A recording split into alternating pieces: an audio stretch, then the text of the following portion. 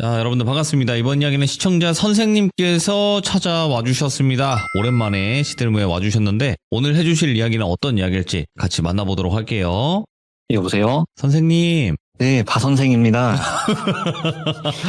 아이고, 바 선생은 아니고 선생이죠. 그죠? 예, 선생님입니다. 네, 오랜만에 뵙는 것 같습니다. 안녕하세요. 네, 안녕하세요. 네. 자, 일단은 오늘 해주실 이야기의 주제가 있을 것 같은데요. 어떤 주제가 네. 될까요? 오늘 주제는 층간소음입니다. 층간소음? 네. 아, 이게 두 가지 반응이 있겠죠. 누군가는 자꾸 층간소음이 난다고 뭐라 해요. 이러고 누구는 층간소음 나는 낸 적이 없는데 그러니까 이게 뭐 아랫집에서 윗집에서만 난다고 가정할 수는 없는데. 네, 저도 이 얘기가 그죠? 반응이 되게 많이 나뉠 거라고 생각을 해요. 아무래도 층간소음은 그래요. 네. 항상. 예. 네. 알겠습니다. 그럼 아마 들어보시면은 알 것 같습니다. 그러면 바로 출발을 해보도록 하겠습니다. 렛츠고! 기리십니다. 선생님이에요.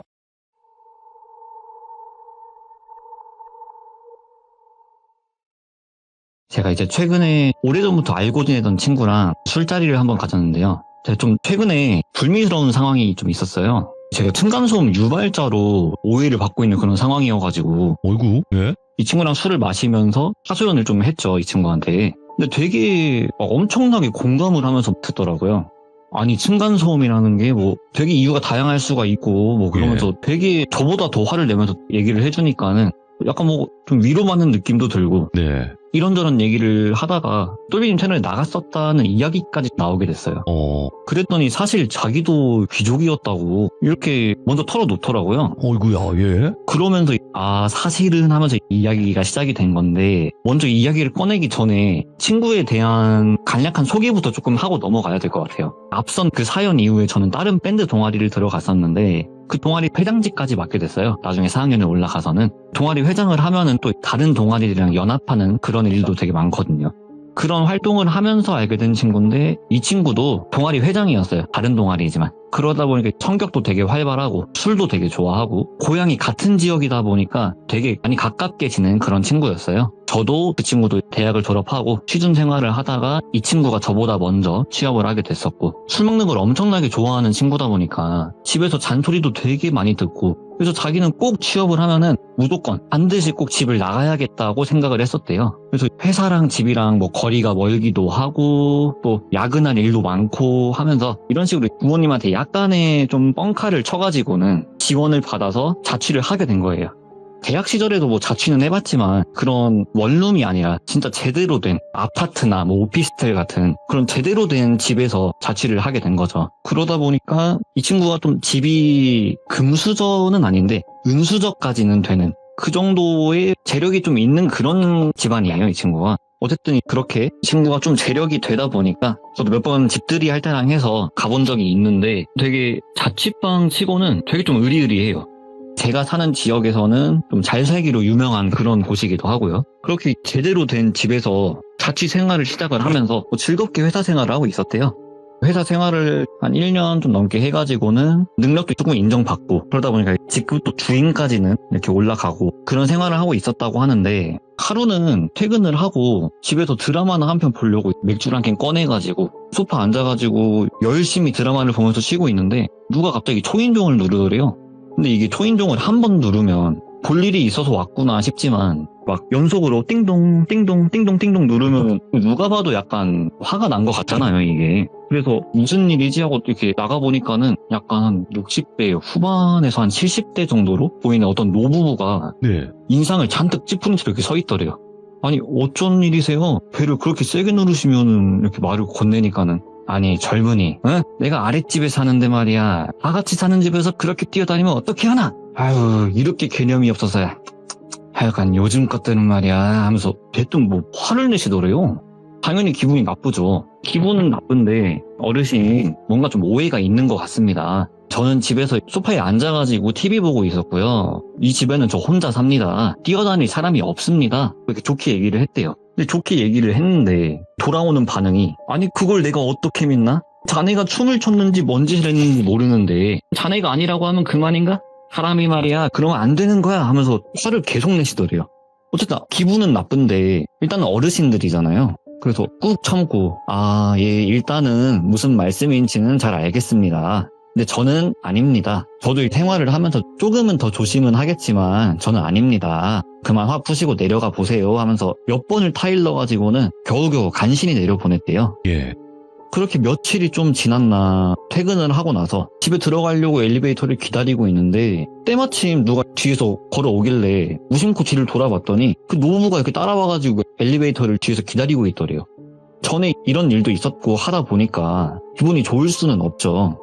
어쨌든 안면식은 있는 사이니까 또 괜히 얼굴 붉히기는 싫어가지고는 그냥 가볍게 목례만 하고 넘어가려고 하는데 예를 들어서 그 친구 집을 10층이라고 하면은 그 어르신들 집이 9층이 되겠죠. 이제 엘베를 타가지고 딱 9층을 누르면서 내가 저번에 그렇게 알아듣게 얘기를 했는데도 말귀를 못 알아먹나? 자네 말이야 어른이 말하면 귀담아 들을 줄 알아야지. 그리고 또 화를 내시더래요. 아무 말도 안 했는데 대뜸 그렇게 화를 내시더래요. 너무 기분이 나쁘잖아요. 그래서 이번에는 조금 가르치는 듯한 그런 말투로 아니 어르신 층간소음이라는 게 되게 다양한 이유로 일어날 수가 있는 겁니다. 심하면 아랫집에서 벽을 타고 올라올 수도 있는 거고 뭐 대각선에 있는 집에서 날 수도 있는 겁니다. 이렇게 알려드렸대요. 그랬더니는 아니 이 사람이 진짜 어른이 말하는데 말대꾸 자네 이번이 마지막 경골세 하고는 자기 층에서 딱 내려가지고 그냥 휙 가버리시더래요. 그냥 아예 지금 이 친구의 말을 들을 생각이 지금 없으신 거예요. 진짜 너무 기분이 나쁘더래요. 아니 지금 말귀를 못 알아먹는 건 자기들 아닌가. 그 이후로 아파트 앞에서 마주치면은 괜히 옆으로 이렇게 스쳐 지나가면서 에휴 하면서 괜히 혀를 차면서 지나가기도 하고 또 멀리서 마주치면은 뻔히 이렇게 째려보고 있기도 하고 되게 크고 작은 기분 나쁜 일들이 되게 여러 가지가 많이 있었대요. 그러다가 하루는 이게 제대로 터진 날이 있었던 거예요. 회사에서 늦게까지 야근을 하고 한 10시 넘어서까지 야근을 하고 집에 돌아와서 예. 오자마자 씻지도 못하고 골아 떨어져서 쿨쿨 자고 있는데 누가 갑자기 문을 이렇게 쾅쾅쾅 하고 막 두드리시더래요. 시계를 보니까 새벽 4시가 넘었더래요. 너무 짜증이 나잖아요. 그래서 문을 열어보니까 아니나 다를까 또 그 어르신들이 이번에는 반말을 하시면서 말을 하시더래요. 야! 내가 조용히 하라고 했지. 어른 말이 말 같지가 않아. 조용히 좀 하라고. 이러면서 이번에는 반말로 화를 내시더래요. 이 친구가 참다 터져버린 거예요. 그래서 이 친구도 약간은 조금 선을 넘는 그런 발언을 해버린 거예요. 이 친구가. 아니 이 노인 애들이 지금 노망이 났나. 늙으려면 곱게 늙어야지. 내가 지금 자다 일어난 거 안 보여? 이 시간에 시끄럽게 하는 건 걔는 믿는 행동이냐? 이러면서 똑같이 화를 낸 거예요. 그러니까는 할머니 할아버지가 분에 못 이겨가지고 자기를 눈알이 터지게끔 째려보면서 이러면서 한참을 화를 내시다가는 확 돌아가지고 내려가시더래요. 아 진짜 이 새벽 4시에 한밤중에 이게 무슨 일인가. 너무 화가 나가지고는 잠도 안 오고 거의 밤을 새다시피 해가지고는 출근을 했대요. 그래서 차라리 잘 됐다. 그냥 오늘 회사 끝나고 나면 술이나 거하게 먹고 잠이나 퍼질러 자야겠다 했는데 때마침 그날따라 술 좋아하시는 과장님이 회식을 하자고 그런 말씀을 꺼내셔가지고는 진짜 잘 됐다. 다 같이 술이나 먹고 기분이나 좀 풀어야겠다 라고 생각을 하고 또 원체 술을 좋아하던 친구니까요. 그래서 회식 자리에서 선배들이랑 후임들한테도 좀 하소연도 하고 그렇게 술 자리를 가졌었대요. 근데 이 술을 마시다 보니까 이게 조금 그런 생각이 들더래요. 난 진짜 너무 억울하다. 난 진짜 뛰어다니지도 않았고 무슨 내가 야근을 하고 온 날에도 시끄럽다고 하는데 이게 절대 내가 아닌데 오해받는 이 상황이 나는 너무 싫다. 차라리 내가 진짜 층간소음이 뭔지 한번 보여줘야겠다. 그래서 술자리에서 회사 사람들한테 얘기를 한 거예요. 아니 이러지 말고 우리 집으로 가가지고 술 좀 더 마시자고. 그래가지고 가려고 하는 사람들까지 다 붙잡아가지고는 다 자기 집으로 끌고 가서 집에서 2차 3차를 하게 된 거죠. 그래서 이 대리를 불러가지고는 다 같이 차를 타고 이동을 하는데 집에 다 와갈 때쯤에 후임 한 명이 말을 딱 하더래요. 아니 똘주임님 여기 사세요? 하니까는 맞다고 여기 산다고. 무슨 일이냐 왜 그러냐 하니까는 아니 여기가 집도 비싸고 잘 살기로 유명하잖아요. 이렇게 얘기를 하니까 선배들도 맞다고 원래 똘비가 우리 회사에서도 은수소로 유명하다고. 원래 더 좋은 데 살 수 있는 건데 집단에는 겸손하게 여기 사는 거라고 이렇게 막 웃으면서 놀리기도 하고 그랬더래요. 그래서 집에서 열심히 술을 먹고 집에서 이렇게 회식의 연장선이 좋게 마무리가 되고 그 이후로는 아랫집에서 찾아오는 일이 없었대요. 이게 진짜 층간소음이 뭔지를 한번 보여주니까 이제 조금 말을 알아듣나 뭐 이런 생각도 좀 들고 아무튼 진짜 평화가 찾아왔구나 그렇게 생각을 하면서 즐겁게 회사 생활을 했대요. 한 달, 두 달 정도 시간이 지났었던 걸로 기억을 한다고 해요, 이 친구는. 필요한 물건이 있어가지고 생필품이 좀 떨어져서 택배로 물건을 좀 시켰는데 어느 날 하루는 집에 가보니까 집 앞에 택배가 없더래요. 근데 이게 한 번 없어지면 좀 누락이 됐나 싶을 수도 있고 약간 배송 과정에 좀 실수가 있었나 싶을 수도 있는데 물건 없어지는 게 한두 번이 아닌 거예요. 택배가 뭐 두 번, 세 번, 네 번 이렇게 막 없어지기 시작을 하는 거예요. 근데 그 중에 어머니께서 반찬 같은 것도 해줘가지고 보내주셨다고 하는데 어머니께서 보내주신 김치나 이런 것들까지 없어지니까 예. 기분이 좀 나쁘기도 하고 그래서 엄마랑 전화를 한번 하다가 사실 뭐 이런 일들이 있다 하고 엄마한테 또 하소연을 한 거예요. 그랬더니 엄마도 아니 요즘 세상이 너무 흉흉하다고 뭐 시대가 어디나 도둑들이 있다고 안 그래도 요즘 엄마 집에도 이렇게 물건이 없어지고 택배 없어지고 그런 일도 있다고 근데 그 말을 듣는데 뭔가 그 똘비가 촉이 딱 왔대요. 이게 뭔가 근거는 없지만 지금 우리 집에 택배를 훔쳐가는 범인이랑 엄마 집에 택배를 훔쳐가는 범인이 왠지 동일 범인일 것 같다라는 뭔가 그런 느낌이 딱 왔대요. 그래서 집 앞에 CCTV도 달고 또 택배를 일부러 몇 개를 시켜가지고 미끼를 던져본 거예요. 이렇게 몇 번 시도를 하니까 결국에는 범인 얼굴이 찍혔대요. 범인 얼굴을 이렇게 보니까는 그냥 딱 보니까 바로 알겠더래요. 자기 회사 후임이더래요. 그래서 아니 도대체 얘가 왜 이런 짓을 했나. 그래서 이거를 바로 이렇게 절도로 신고를 해야 되나 아니면 먼저 얘랑 좀 대화를 해볼까? 그래도 같은 회사밥 먹었던 사람인데 대화를 좀 해볼까 고민을 하다가 다음날 회사 점심시간에 후임한테 저기 옥상 가가지고 남자의 한숨을 좀 쉬자고 이렇게 옥상으로 불러냈대요. 너 왜 그랬냐? 이렇게 물어보니까는 처음에는 발뺌을 하더래요. 무슨 말씀이신지 모르겠다. 그래가지고 딱 이렇게 찍은 영상을 보여주니까 진짜 죄송하다고 바로 이실직고를 하더래요. 그래서 이 친구가 직속 후임이다 보니까 일을 가르치면서 실수하거나 일을 빠뜨린 부분이 있거나 하면은 조금 혼내기도 했었대요. 그래서 자기가 속이 좁아가지고 그 일하면서 혼났던 걸 속에 좀 담아두고 있었다고. 자기가 속이 좁아서 그랬다고. 그래서 한번 그냥 속상한 날도 많았고 했어가지고 한번 골탕 먹여주고 싶어서 그랬던 거다. 절대 다른 의도는 없었다.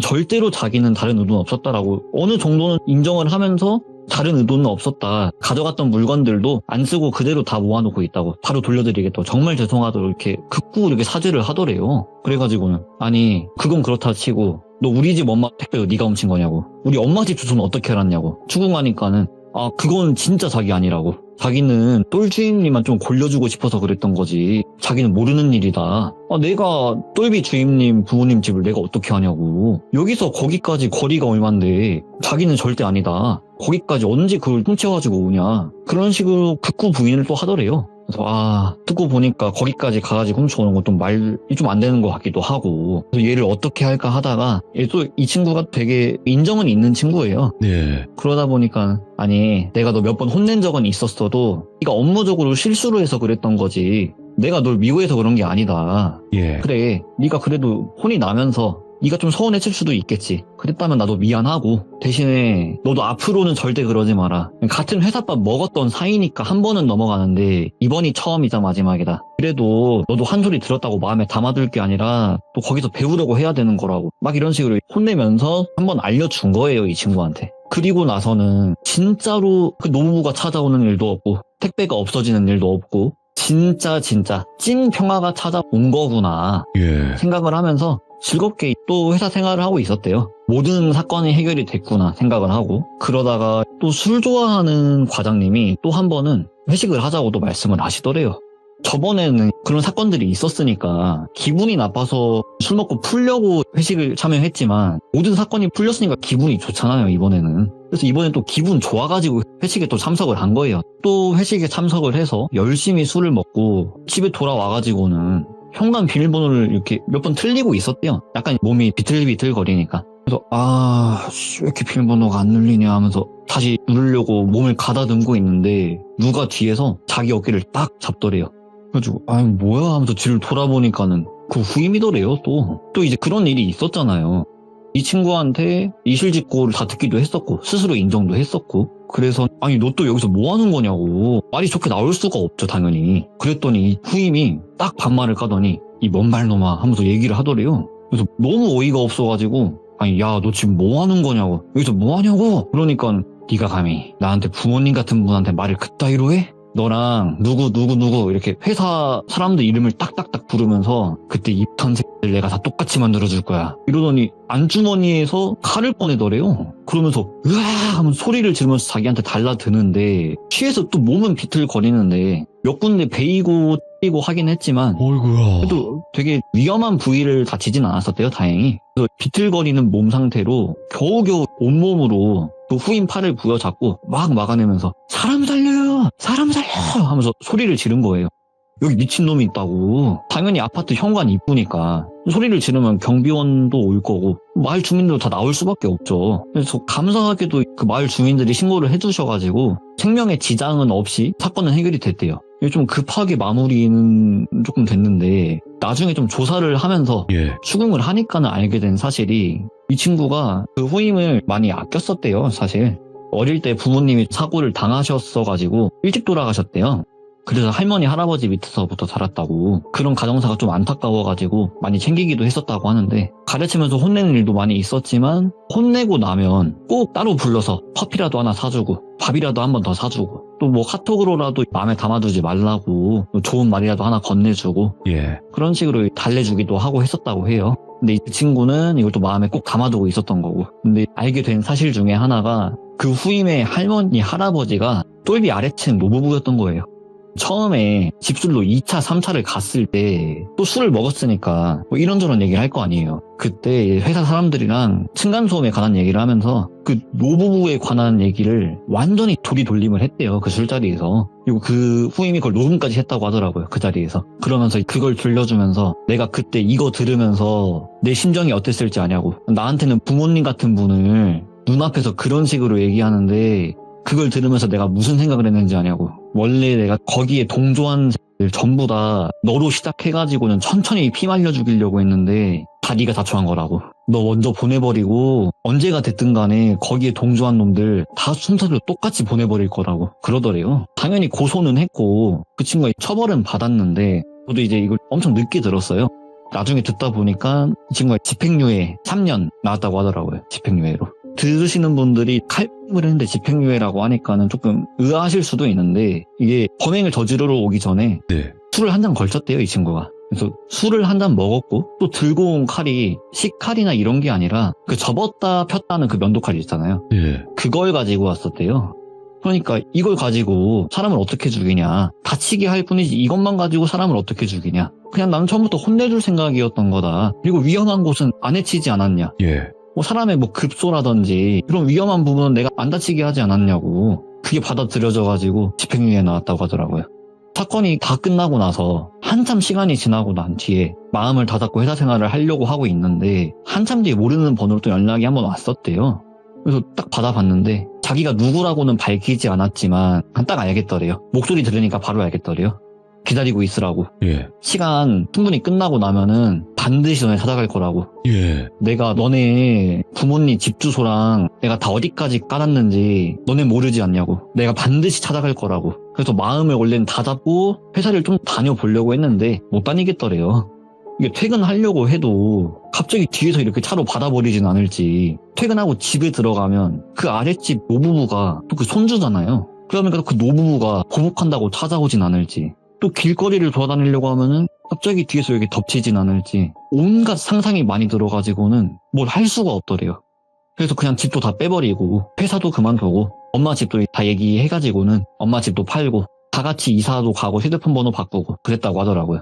근데 저도 이제 이 얘기를 듣고 나서 오래됐던 친구다 보니까는 이 친구가 회사를 그만뒀을 때 사실 저도 되게 뭐라고 많이 했었거든요. 잘 다니던 회사 그만두고 맨날 PC방에 있고 맨날 술 먹고 또 술 먹으면 맨날 우리 집 와가지고 자고 싶다 그러고 예. 도대체 왜 그러고 사냐고 되게 뭐라고 했었는데 이걸 듣고 나니까 알겠는 거예요. 그래가지고 그때 회사 그만둔 거냐 물어보니까는 아 그렇다고. 아니 진작 좀 말이라도 하지. 그럼 내가 그때 너 욕 엄청 했었는데 내가 욕 안 했을 거 아니냐. 그러니까는 이 사건을 겪으면서 많이 느꼈대요. 세상이 진짜 좁다는 걸 많이 느꼈고 자기는 자기랑 친한 사람이든 안 친한 사람이든 그 누가 됐든 간에 다른 사람한테 남의 형 안 본다고. 그냥 지금 이 얘기도 있었던 사실 그대로를 너한테 그냥 전달을 해주는 거지 나는 누구를 비난하고 누구한테 욕하고 그런 거 못하겠다고. 예. 그렇게 얘기하더라고요. 조용히 살고 싶다고. 네. 아무한테도 나쁜 소리 안 하고 그냥 그렇게 살고 싶다고. 저도 처음에 들을 때는 이게 되게 나름대로 좀 소름 끼치기도 하고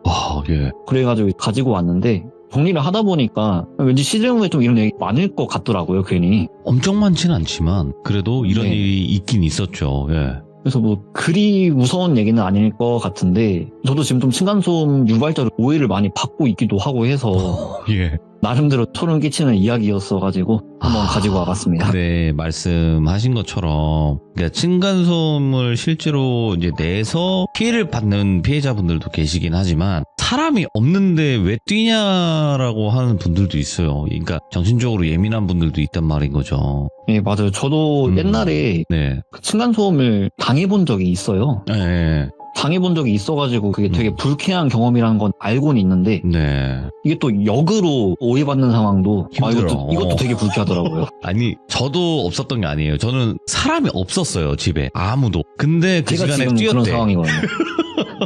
출근해 있는 상황인데 그러니까요. 그 시간에 너무 시끄럽다고. 그래서 저는 당당하게 얘기했습니다. 홈캠 보여드릴 테니까 오시라고. 근데 안 오시더라고요. 예. 다음에 한번 이제 써먹어봐야겠네. 예전 이제 과거에 있었던 그 사건이었지만 저는 당신이 말한 시간에 홈캠을 보여드릴 수 있다. 집에 아무도 없었다라는 걸. 근데 안 오시더라고. 아쉬웠죠. 보여드리고 싶었는데. 저도 다음에 한번 써먹어봐야겠어요. 그래서 이게 진짜 애매하긴 해요. 왜냐면 오해를 받기도 쉽고 네. 성질 내기도 쉽고 굉장히 층간소음이라는 게 예민한 부분이라서. 저도 이걸 처음에 이야기를 들으면서 네네네. 누구 하나 잘했다 잘못했다를 가리기가 맞아요. 너무 어렵더라고요. 맞습니다. 그래도 서로 조심하다 보면 좋은 세상이 오지 않을까요? 아유, 오늘 선생님 너무너무 감사드립니다. 고마워요. 네, 감사합니다. 네, 고맙습니다. 네.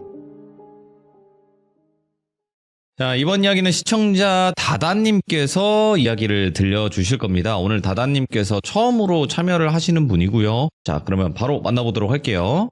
여보세요?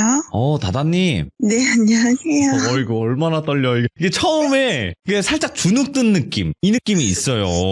네. 그냥, 이 사람한테 그냥 다 얘기하자. 편하게 얘기하고, 뭐, 좋으면 좋은 거고 말면 많은 거지. 이렇게 생각을 하면 가장 좋습니다. 아시겠죠? 알겠습니다. 네. 자, 오늘 다다님께서 시들무에 와주신 거는 글쎄요, 이게 좋은 일로 저희 방송을 찾아와 주시는 분들은 많지는 않습니다.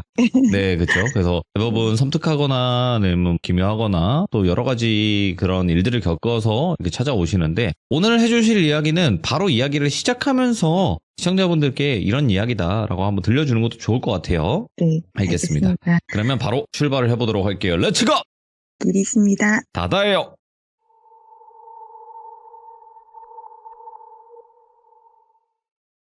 제가 10대 때 있었던 일이었고, 저희가 항상 추석이든 설이든 며칠 전에 시골 할머니 댁에 가서 제사를 지내고 옵니다. 저희가 갔다가 오면 집이 굉장히 추웠어요. 그래서 제가 올라가서 온 방 안에 불을 다 켜고 다니는데 그날 밤에는 왠지 이상하게 제 방에, 그러니까 방 3, 거기에만 굉장히 따뜻한 거예요. 나머지는 다 냉기가 방에 흐르는데 그래서 이상하다라고 생각을 하고 보일러도 올리고 방에 불도 다 켜지고 그리고 나서 제가 잠이 들었어요. 너무 피곤하니까 온 가족이 모두 다 잠이 든 거죠. 근데 어느 순간 너무 소란스러운 거예요. 제가 자고 있는데 저는 참고로 영화를 보는 사람은 아닙니다. 전혀 볼 수 없고 느낄 수 없는 사람인데 너무 소란스러운 거예요. 그래서 제가 눈을 이렇게 떴는데 제가 길 한복판에 누워있는 거예요. 그래서 나 가위 눌린 건가? 라고 생각을 하고 굉장히 막 주변을 두리번 거리고 있는데 정말로 차도 위에 제가 무슨 판자 같은 데 위에 올라가서 누워있는? 근데 몸이 그냥 가위에 눌렸다고 느껴지는 것 같았어요. 너무 무서운 거예요. 그래서 덜덜덜 떨고 있는데 몸이 안 움직여지는 거예요. 근데 제가 분명 방에서 잤던 거를 기억하니까 여긴 밖이 아니고 여기 내 방인데? 라는 생각이 계속 들더라고요. 그러더니 사람들의 얼굴을 쳐다봤는데 얼굴이 안 보여요. 모두 다 그냥 눈, 코, 입이 없는 상태로 사람들이 막 시끄럽게 하면서 돌아다녀요. 아마도 제가 사람들이라고 표현하고 있지만 귀신이었던 것 같아요. 그래서 몸이 안 움직여서 너무 두렵고 무섭고 막 그런 상태인데 어떤 아주머니가 이 아가씨가 왜 여기 길가에 이렇게 누워있어? 이러면서 제 다리를 들어서 저쪽으로 이렇게 던지듯이 치우는 거예요. 그러니까 가위에 풀렸어요. 그래가지고 너무 무서워가지고 벌떡 일어났어요. 벌떡 일어나서 저도 모르게 중얼중얼거리면서 그때 추웠는데 창문이랑 방문을 다 열면서 너무 시끄러워요. 나가주세요. 그랬어요, 제가. 그리고 나서 제가 너무 덜덜덜 떨면서 무섭다고 생각했는데 그날 너무 피곤했으니까 침대에 다시 누웠던 거죠. 그랬더니 문과 창문으로 빠져나가는 듯한 느낌이 드는 거예요. 그래서 이게 뭐지? 라고 했는데 그날 그러고 나서는 제 방에 온기가 없어지더라고요. 그래서 저는 아직도 이게 사람인지 아니면 영가들인지는 잘 모르겠는데 그날 제 방에서만 일어났었던 일이에요. 근데 왜 저한테만 이렇게 느껴졌을까? 그날 제 방에 있었던 그 온기는 무엇이지? 아직도 좀 의문이 들어요. 그리고 추가적으로 얘기하면 제가 방 3에서 자고 막내 동생이 방 1에서 잤거든요. 근데 그날 똑같은 귀신을 같이 동시에 봤어요. 얼굴에 화상으로 막 상처가 덕지덕지 있는데 눈만 하얀 그런 얼굴을 가지고 있는 남자 귀신인데 제 침대 밑에서 쑥 올라오더라고요. 그러더니 막 혀를 날름날름거리면서 저한테 다가와서 계속 이렇게 치근덕거린다고 해야 되나요? 막 이렇게 징그럽게? 너무 무서운 거예요. 그래서 절로 가 막 이러고 있는데 그 영가가 계속 올라와가지고 제 살에 닿는데 그 살에 닿는 느낌이 들어요. 그래가지고 너무 싫다고 그러면서 어떻게 하다가 움직이게 됐는데 얼굴을 찼어요, 제가. 그 귀신을. 그래가지고 너무 무서워서 아악 하고 소리를 질렀는데 10분 후에 제 동생 방에서 아악 하고 소리가 나는 거예요. 그래가지고 가족들이 모두 다 달려나와가지고 무슨 일이냐고 그랬더니 제가 이런 귀신 때문에 너무 무서웠다. 귀신이 나왔다 라고 했는데 동생이 나도 똑같은 얼굴의 그 귀신을 봤다 라고 이야기를 해가지고 너무 무서워서 엄마한테 저희 방마다 비방을 좀 해달라고 했었던 기억이 있습니다. 야, 이거는 또 같이 봤으니까, 그죠? 네. 네. 한 가지 더 집과 관련돼서는 물건. 물건. 네. 이 집에 1층에서 살고 있어요, 제가 지금. 네. 네, 아직도 1층에서 살고 있고 이 구조와 비슷하고 안방만 없어요. 이런 구조의 집에서 살고 있는데 아이들하고 같이 왜냐면 다른 곳에서 살다가 제가 교대 근무를 하는 바람에 아이들이 방치가 될까봐 부모님 댁으로 다시 들어온 거였어요. 근데 모든 물건들을 다 가져오긴 어려워서 그냥 아이들도 그때는 어렸고 그랬는데 아이들이 침대를 원하니까 제가 침대를 사줘야겠다라고 했는데 저희 어머님이 아시는 지인분들이 많이 계신데 지인분들이 침대를 거의 사용을 하시지 않았대요. 본인의 집에서. 그래서 손님방에 들여다 놓은 거였고 사용을 거의 하진 않았다. 근데 너희들 갖다 쓸래? 라고 저희 엄마한테 얘기를 하셨나 봐요. 근데 저희 엄마는 또 제가 막 돈을 어디다 많이 쓰는 것들을 걱정하시니까 그럼 그거 가져오자 라고 하셔가지고 그걸 가지고 왔어요. 근데 이 침대에서 자면서부터 일이 계속 생깁니다. 처음에는 둘째인 아들이 잤는데 아들이 자다가도 벌떡벌떡 일어나서 엄마 나 너무 무서워 라고 하면서 제 옆에 와서 자요. 그래서 뭐가 무섭다는 거야 라고 얘기를 했는데 저희 딸이 자고 나서는 정말로 큰일이 몇 번 날 뻔했어요. 새벽인데 아이가 밖으로 막 울면서 뛰쳐나가요. 왜? 했더니 친구가 왔는데 자기한테 도와달라고 얘기를 했다면서 뛰쳐나가는 건데 저희가 골목이지만 차가 다닐 수 있는 왕복으로 2차선 정도의 골목이거든요. 근데 거기에 저희가 차가 오는지 안 오는지가 보이지가 않기 때문에 그냥 뛰쳐나갔다가는 차에 치이기 일쑤거든요. 그럼요. 네, 근데 아이가 초등학교 때 뛰쳐나가 버리니까 차에 몇 번 치일 뻔한 적이 있었어요. 그래가지고 너무 위험하다. 이건 안 되겠다. 그래서 너는 이 방에서 자지 마라. 근데 너희들 왜 이러지? 그랬더니 누가 자꾸 자기를 부른대요. 그래서 저 침대가 뭐 다른 사람이 사용한 것도 아니고 거의 사용하지 않았고 손님 방에 있던 것만 가지고 온 상황인데 어떻게 이러지? 라고 생각을 했어요. 그래서 저도 한번 잔 적이 있었거든요. 저도 교대 근무를 하고 밤을 새서 들어오기도 하고 새벽에 나가던 터라 자고 있는데 계속 누가 벨을 눌러요. 그래서 누구세요? 라고 했는데 제가 인터폰을 들지도 않고 방에서 누워서 누구세요? 라고 이야기를 했었거든요. 근데 그 밖에서 택배 왔어요. 빨리 받으셔야 돼요. 라고 하시는 거예요. 지금은 새벽 배송도 있지만 그때는 새벽 배송 자체가 아예 없었던 상황이었어요. 그래서 그냥 문 앞에 두고 가세요라고 했는데 직접 받으셔야 돼요라고 하시는 거예요. 그래서 알겠어요. 그러면서 제가 일어나서 나갔어요. 나갔는데 갑자기 새벽 냄새라 그러죠. 아침 냄새가 나는 거예요. 예? 그래가지고 지금 아침인데 택배가 올 리가 없는데? 라고 해서 문을 열어봤어요. 아무도 없는 거예요. 그래서 이거 내가 잘못 들은 건가? 누가 자꾸 배를 눌렀는데? 그러고 나서 생각해보니까 제가 인터폰을 들고 말을 하지 않았던 거예요. 그러니까 저는 누군가가 얘기를 했지만 그 누군가가 자꾸 밖으로 부르는 거죠. 그래가지고 그런가 보다 했었는데 또 다른 날도 몇 번을 잤는데도 불구하고 계속 그렇게 새벽에 깨우던지 한밤에 저를 밖으로 부르던지, 그러니까 저도 모르게 아이처럼 차에 치일 수도 있는 상황인 거고, 그래가지고 저희 대문을 향해서 차가 양쪽에 오는 것들을 볼 수 있는 반사경 같이 생긴 그런 거울 같은 거 있잖아요. 그런 것도 저희 집 앞에 달아나고, 저희가 그러고 나서는 이 침대가 나만 느꼈던 게 아니고 우리 아이들도 다 느꼈고, 만약에 뭐 수거를 요청하면 되겠지만 이건 누군가가 쓸 수도 있겠다라는 생각이 들더라고요.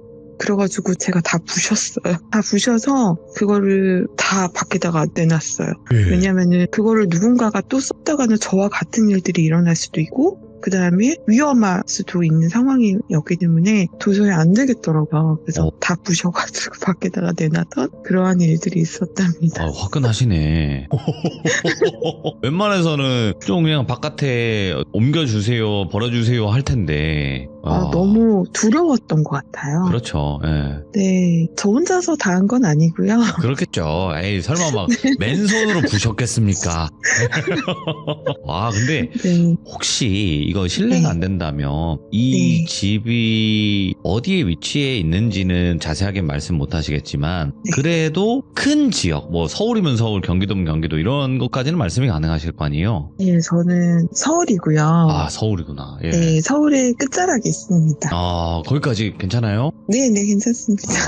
오케이. 일단은 집에 관련된 이야기들을 이렇게 또 쭉 풀어주셨고, 또 다른 주제의 이야기가 있는 것 같아요. 보니까 옴니버스 형식으로 말씀해 주시면 될 것 같아요. 편하게. 네. 저희 아버님과 어머님은 저희한테 굉장히 좀 희생적이시거든요. 그래서 주말마다 저희를 꼭 데리고 놀러를 항상 가세요. 그래서 제가 한 9살, 10살 이쯤이었던 것 같아요. 여름이었고 물놀이를 가게 되었어요. 한탄강에 이제 저희가 예전엔 텐트를 칠 수가 있어서 텐트를 치고 그랬는데, 그때 일기예보가 비가 온다는 소식을 잘 못 들었던 것 같아요. 예. 근데 어찌됐든 저희는 뭐 수박도 담궈놓고 텐트도 쳐놓고 거기서 뭐 음식을 만들어 먹고 막 그러고 있었는데, 한탄강에 보면 지금은 조금 구조가 바뀌긴 했는데요. 예전에는 물이 그렇게 깊진 않았지만 어쨌든 중간에 약간 섬처럼 되어 있어서 그 중간에서 또 노실 수 있는 그런 공간들도 있었어요. 기억나는 것 같아요, 저도. 네, 그래가지고 거기에서 뭐 음악 크게 틀어놓고 막 춤도 추시고 노시고 했던 기억이 나요.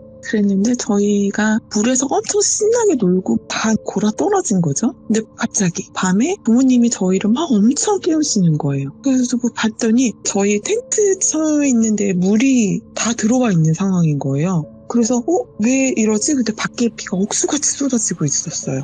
그래가지고 물 담가놓은 거 저희 쪽으로 다 밀려오고 다 떠내려가고 막 이런 상황이었거든요. 그래가지고 저희를 그냥 자고 있는 채로 다 차에다가 싣고, 텐트맨 오면 다 뼈대만 접어서 그냥 젖은 채로 다 트렁크에다 싣고 있는데, 물이 너무 많이 불어난 거잖아요. 굉장히 급격하게 빨리 불어난 상황이었는데, 거기 중간에 섬에서 오시는 분들이 비도 오고 술도 드시고 그러니까 너무 신나신 거예요. 그래서 저희 부모님 물이 불어나고 있으니까 그분들을 막 불렀어요. 나오시라고. 근데 그분들이 저희 동네 사람들이세요. 옆 동네에 사시는 분들이었는데 모임차 거기 오셨는데 거기서 만나신 거죠. 저희 부모님은. 저희는 가족들이 왔고 거기는 모임으로 오신 거기 때문에 거기서 빨리 나오시라고, 여기 비가 너무 많이 오고 물이 붉고 있다고 저희 아빠가 엄청 소리를 지르셨던 것 같아요. 제 기억에. 근데도 못 들으시는 거예요. 음악 소리가 너무 커서. 어찌됐든 저희는 물건들이 막 떠내려가고 있으니까.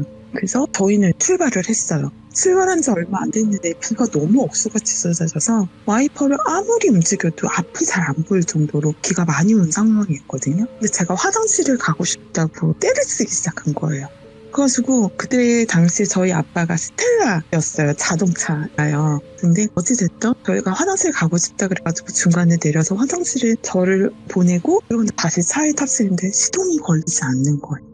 그래서 아무리 시동을 걸려고 해도 절대 안 걸리고 저희가 정말 꼼짝없이 정말 길에서 자게 생긴 거예요. 그래서 주변에 막 공업사도 전화하고 막 계속 얘기를 했는데도 아무도 오지 못하겠다라고 했고 가까이 교회 하나가 있었어요. 근데 저희 부모님은 또 교회를 믿으시는 분들도 아니고 하니까 거기에 들어가서 자기가 좀 불편하다라고 하셨는데 거기서도 아무한테나 문을 허락해 줄 수 없다고 얘기는 하시긴 했거든요. 그래가지고 어떡하지 그러다가 저희 아빠가 예전에 해외 전쟁에 참여하셨다가 지금은 그걸로 인해서 방해 등급을 받으시고 계신 상황이시거든요. 아, 예전에 전쟁 나가셨다가. 네네네. 그래서 나이가 좀 있으셔서 그래가지고 네, 참전용사. 네, 그래서 머리가 조금 앞에가 좀 없으신 편이에요. 예. 근데 길에서 자동차들을 막 잡았는데 아무도 안 세워주시고 저희 아빠를 오히려 피해서 도망가시는 거예요, 차가. 네. 그래서 거기서 한 2시간을 넘게 저희 아빠가 계속 팔을 흔들면서 세워달라고 했던 것 같아요. 근데 군부대 차량 하나가 지나가다가 다시 후진을 해주시더라고요.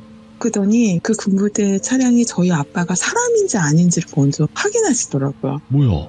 그래서 왜 그러나 했더니 여기에서 차를 안 세워준 이유는 여기서 홀리시는 분들이 굉장히 많으시대요. 헐, 네, 그 도로에서. 오. 그래서 그 군인이신 그분도 절대 안 세워주시려고 지나갔는데 저희 아빠를 보고 자기 아버님이 생각이 나대요. 그래가지고 이렇게 세워주셨던. 그래서 저희 차가 시동이 안 걸린다 그랬더니 점프를 해주셨어요. 네. 그래가지고 너무 감사하다. 저희 아빠가 그때부터 지금부터는 화장실 가고 싶어도 싸 그러면서 정말로 거기서 정신없이 달려온 것 같아요. 네. 그리고 나서 저희 차고에다가 차량을 넣고 그러고 나서 저희가 모두 다 그냥 골아 떨어져가지고 아침에 일어났는데 아침에 차량 상태를 보니 네 바퀴가 모두 다 펑크가 나 있는 상태였어요. 그리고 휠이 바닥에 닿아 있는 상태였어요. 네 바퀴가. 네. 그 상태로 집에 어떻게 맞는지 모를 정도로 그렇게 하고 달려왔는데 네 바퀴가 모두 다 펑크가 나 있었고요. 거기서 노시던 분들은 안타깝게도 모두 다 사망하셨습니다. 그러니까 이게 뭔가 자연이 정말 무섭긴 한데 우리가 일반적으로 이렇게 물놀이나 이런 데 갔을 때 사고가 그렇게 쉽게 나진 않잖아요. 네, 맞아요. 그렇게 쉽게 나진 않아요, 생각보다. 네. 근데 그 군인분들도 그랬고 거기서 지나가다가 사람을 봐도 절대 안 세워준다라는 얘기가 있을 정도로 얼마나 귀신이 많이 나왔으면 그런 그래서- 이야기도 하셨을 거고. 네, 그래서 그 군인분이 여기서 그 여자분이 많이 세우거나 네. 흰 옷을 입은 분이 많이 세우는데 이렇게 섰다가는 정말로 홀려서 정신을 못 차린다라고 이야기를 해주셨던 분이셨어요. 근데 아버님이 생각나서 정말로 세워주셨다. 너무 감사해서 저희가 모두 다 너무 감사하다고 몇 번이고 인사했었던 기억이 나요. 저희 엄마도 막 내려서 너무 감사하다고 그렇게 이야기를 하셨군요. 야, 아니 웬만하면 세워서 무슨 일이 있으세요? 하면 직접 못 도와주더라도 뭐 신고라도 해주던지 좀 이런 느낌으로 갈 수가 있는 건데. 야. 막 차가 너무 피해 가시더라고요. 저희 아빠를 막 차선을 넘어서도 막 피해 가시더라고요. 그래서 저렇게까지 할 일인가? 이러면서 조금 세워주시지 막 이랬었는데 와 진짜 그날은 제가 화장실 간다고 했었던 게 얼마나 원망을 들었는지. 그렇죠. 근데 한탄강 그쪽은 제가 정확히는 모르겠지만 거기도 뭔가 좀 센 지역인 것 같긴 하네요. 그쪽도. 네. 그래서 그분들은 저희 옆 동네에 계신 분들이었는데 안타깝죠. 저희가 예. 거의 상류 쪽에 있었는데 다 네. 하루에서 발견되셨다고 하시더라고요. 물에 떠내려가셔서. 네. 아이고, 참. 우리 시대르모에서도 이제 물놀이 사고라든지 이런 걸로 여러 가지 일들이 많았었고, 그리고 다다님이 오늘 집에 관련된 이야기 하나, 그리고 한탄강으로 놀러 갔을 때 겪었던 또 이야기 이렇게 하나 해서 두 가지 이야기를 들려주셨는데 너무나 잘 해주셨다라고 말씀을 드리겠습니다. 네, 감사합니다. 네, 너무너무 고마워요. 감사합니다, 다다님. 네, 들어가세요. 네. 자, 오늘은 전혀 다른 주제의 이야기가 이제 두 가지로 옴니버스 형식으로 이렇게 말씀을 해주셨는데, 첫 번째 이야기도 그렇고 두 번째 이야기도 그렇고 되게 섬뜩하게 포인트를 잘 찝어서 이야기를 들려주신 것 같아요. 저희 지금 시들무 제보해볼까 하시는 분들도 많이 계실 텐데 제보해주시길 바라겠습니다. 시청해주신 모든 분들 감사드립니다. 고맙습니다.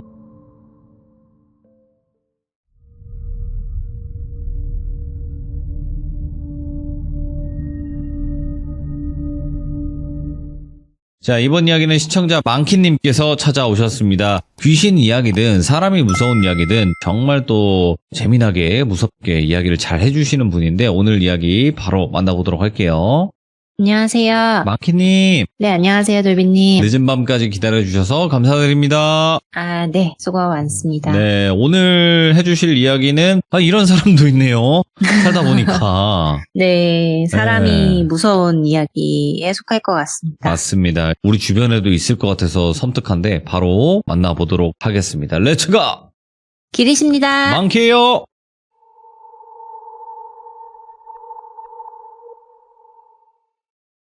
오늘의 주인공 똘순이는 미술품을 사랑하는 고객이십니다. 스타트업을 내시고 성공을 하신 자수성가한 여성이신데, 지금은 40대이시고 네. 30대에 일어났었던 일들을 좀 해드리려고 해요. 이분이 스타트업을 내신 지 얼마 안 됐을 때 일에 미쳐서 결혼은 못 하셨었대요. 네. 그리고 그때 집값이 서서히 오를 때쯤에 집을 매입하게 됩니다. 어이구야.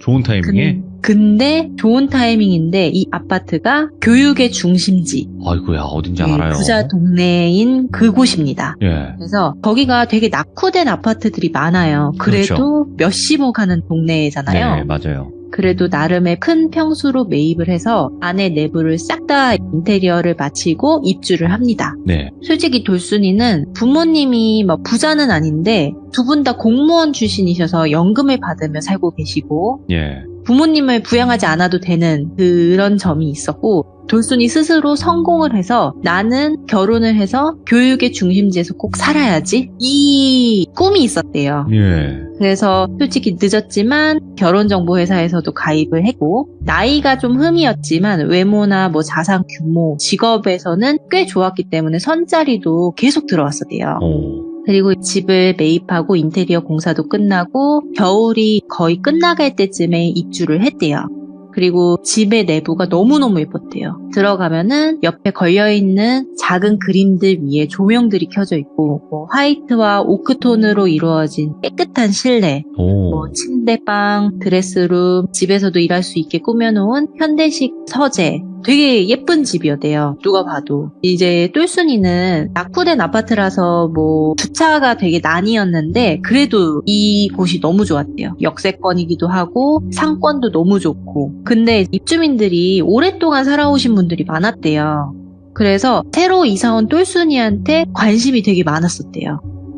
몇 호 여성이 이사 왔다대 이러면서 막 관심 보이고, 새로 이사 오신 분 맞으시죠? 이러면서 되게 많이 관심을 보였대요. 근데 특히 옆집 여성분이 되게 잘해주셨대요. 이분은 좀 나이가 있으셨대요. 한 40대 중후반 정도 되신 분이라서 옆집 언니라고 칭할게요. 오. 이 언니랑은 한 8살에서 10살가량 차이가 나지만 뭐 결혼을 좀 일찍 해서 자녀는 이미 군대에 간 상태이고, 현재 남편은 장기 출장을 간 상태라 혼자 사는 이 기분이 적적하니까 친하게 지내고 싶다 하면서 다가오신 거예요. 똘순이도 일 때문에 너무 바빠서 집에 밤 늦게 들어오고 그래서 자주 보진 못했는데, 주말에 뭐 장 보러 같이 가자 하기도 하고, 뭐 서로 나눔하면서 박스 안에 장 본 거 좀 나눠주는 것도 해주고, 이렇게 소소하게 잘 지냈대요.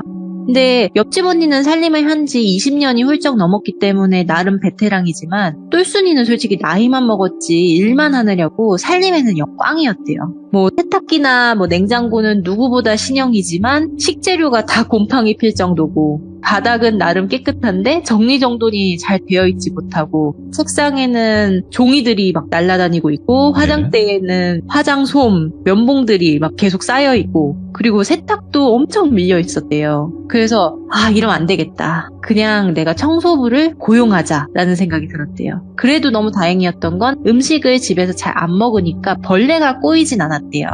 그래서 청소하시는 분을 고용을 했고 뭐 기중품 분실 여부 때문에 중요한 서류나 이런 물품 같은 거는 금고에 넣어놨대요. 그러고서는 수요일이나 일요일 이렇게 2번 청소해 주시게끔 이제 이야기를 해놓은 거죠. 그래서 이제 청소해 주시는 분도 오시니까 집도 나름 깨끗해지고 쾌적한 집이 된 거예요. 그래서 친구들도 불러서 집들이도 할 수 있겠다 했는데 옆집 언니가 자주 집에 오기 시작했대요. 한참 했는데 너 생각나서 좀 더 했다. 또는 집이 너무 깨끗해졌는데 어떻게 관리를 하고 있는 거야? 이러면서 가정부 나도 고용할까? 막 이런 얘기도 하고 역시 돈이 많으니까 이런 것도 하는구나 이러면서 막 되게 부러워하고 그랬대요. 근데 청소하시는 분이 사모님 가끔 벌레가 보일 때가 있다고 제가 보이는 거는 다 잡기는 하는데 패치 같은 거 좀 붙여놓으면 좋을 것 같고 뭐 음식 드시거나 하면은 좀 바로바로 치우는 게 좋을 것 같다 이렇게 이야기를 하더래요. 그래서 여름이라서 낡은 집에 들어오는 건가? 배관 타고 이렇게 들어올 수도 있겠다 싶었대요. 근데 똘순이 집이 아무리 낡았어도 무너져가는 집도 아니고 층수도 나름 고층이었대요. 10층이었는데 벌레가 어떻게 들어오지? 싶어가지고 옆집 언니한테 전화로 물어봤대요. 언니 혹시 집이야? 나 물어볼 거 있는데 언니 집 가도 돼? 이렇게 물어보니까 언니가 아니야 우리 집 오지 마. 난장판이라서 내가 10분 뒤에 너네 집 갈게 이러고서는 전화를 끊었대요. 근데 똘순이가 언니 집은 이상하게 방문한 적이 없었고 언니가 자꾸 자기네 집에 온 거예요. 그래서 그날도 여김없이 자기네 집으로 왔대요. 언니가 이제 왔으니까 싱가포르에서 출장 갔을 때 사온 비싼 커피 그다음에 뭐 수제 쿠키를 플레이팅하고 언니를 기다리고 있었대요. 언니가 오더래요. 근데 오늘도 여김없이 너네 집은 진짜 너무 깔끔해 이러면서 그림도 한번 만져보고 소파도 막 눌러보고 뭐 이러면서 칭찬을 하더래요. 똘순아, 커피는 이런 거는 되게 비싸 보이는데 어디서 사는 거야? 너는 사업하는 애라서 그런지 먹는 것도 다르다. 이런 얘기를 하더래요. 되게 칭찬을 해주는 거잖아요. 그래서 똘순이가 뭐 징그럽게 왜 그래 이러면서 아직 시집도 못 갔는데 혼자 살아야 될 것 같아 이러면서 장난을 쳤대요. 그러고서는 그냥 커피 마시다가 본격적으로 이야기 나눈 게 이 아파트에 벌레가 좀 많은 것 같다. 언니 집도 그러냐. 이거 막으려면 어떻게 해야 될까? 세스코라도 불러야 될까? 이런 얘기를 주고받았대요.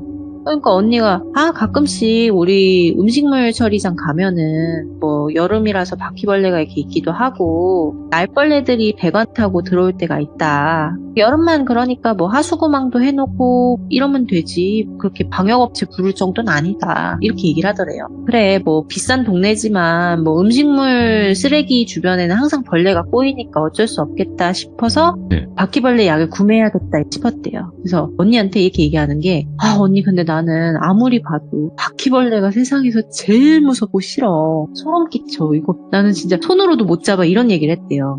그러니까 언니가 무서운 거 하나도 없는 줄 알았는데 벌레도 못 잡고 애네 이러면서 언니가 그냥 좀 놀렸대요. 그냥 농담을 이렇게 주고받은 거죠. 그렇게 언니랑 이렇게 티격태격하면서 좀 친분이 쌓일 때쯤에 돌순이는 결혼정보회사에서 만난 남자와 첫 연애를 시작하게 돼요. 연애를 진짜 한동안 안 했다가 처음으로 연애를 시작한 거죠. 똘순이보다 나이는 좀 있었지만 교육직에 있고 뭐 반모태 안경이 참 잘 어울리는 조용조용한 남자였을 때요. 근데 똘순이가 인생에서 일이 한 70%면 연애는 10%, 쉬는 게 겨우 한 잠자고 밥 먹고 하는 게 20% 정도였을 때요. 그래서 이 남자를 만나면 영화를 봐도 항상 자고 맨날 피곤해하고 이러니까 남자한테 3개월 정도 사귀고 나서 이야기를 꺼냈대요. 서로의 신분도 이제 확인됐고 코드가 나름 잘 맞는 것 같기도 하고 사는 데 있어서 서로가 불편하지만 않으면 결혼까지 생각해도 될 것 같다. 우리 사이는. 그러니까 우리 딱 반년만 살아보고 결정해보자. 우리 집 들어와서 살아볼 생각 없냐? 제안을 했대요. 그래서 남친이 고민을 해보다가 그래 한번 그렇게 살아보자 이렇게 해서 남친이 집으로 입주를 했대요.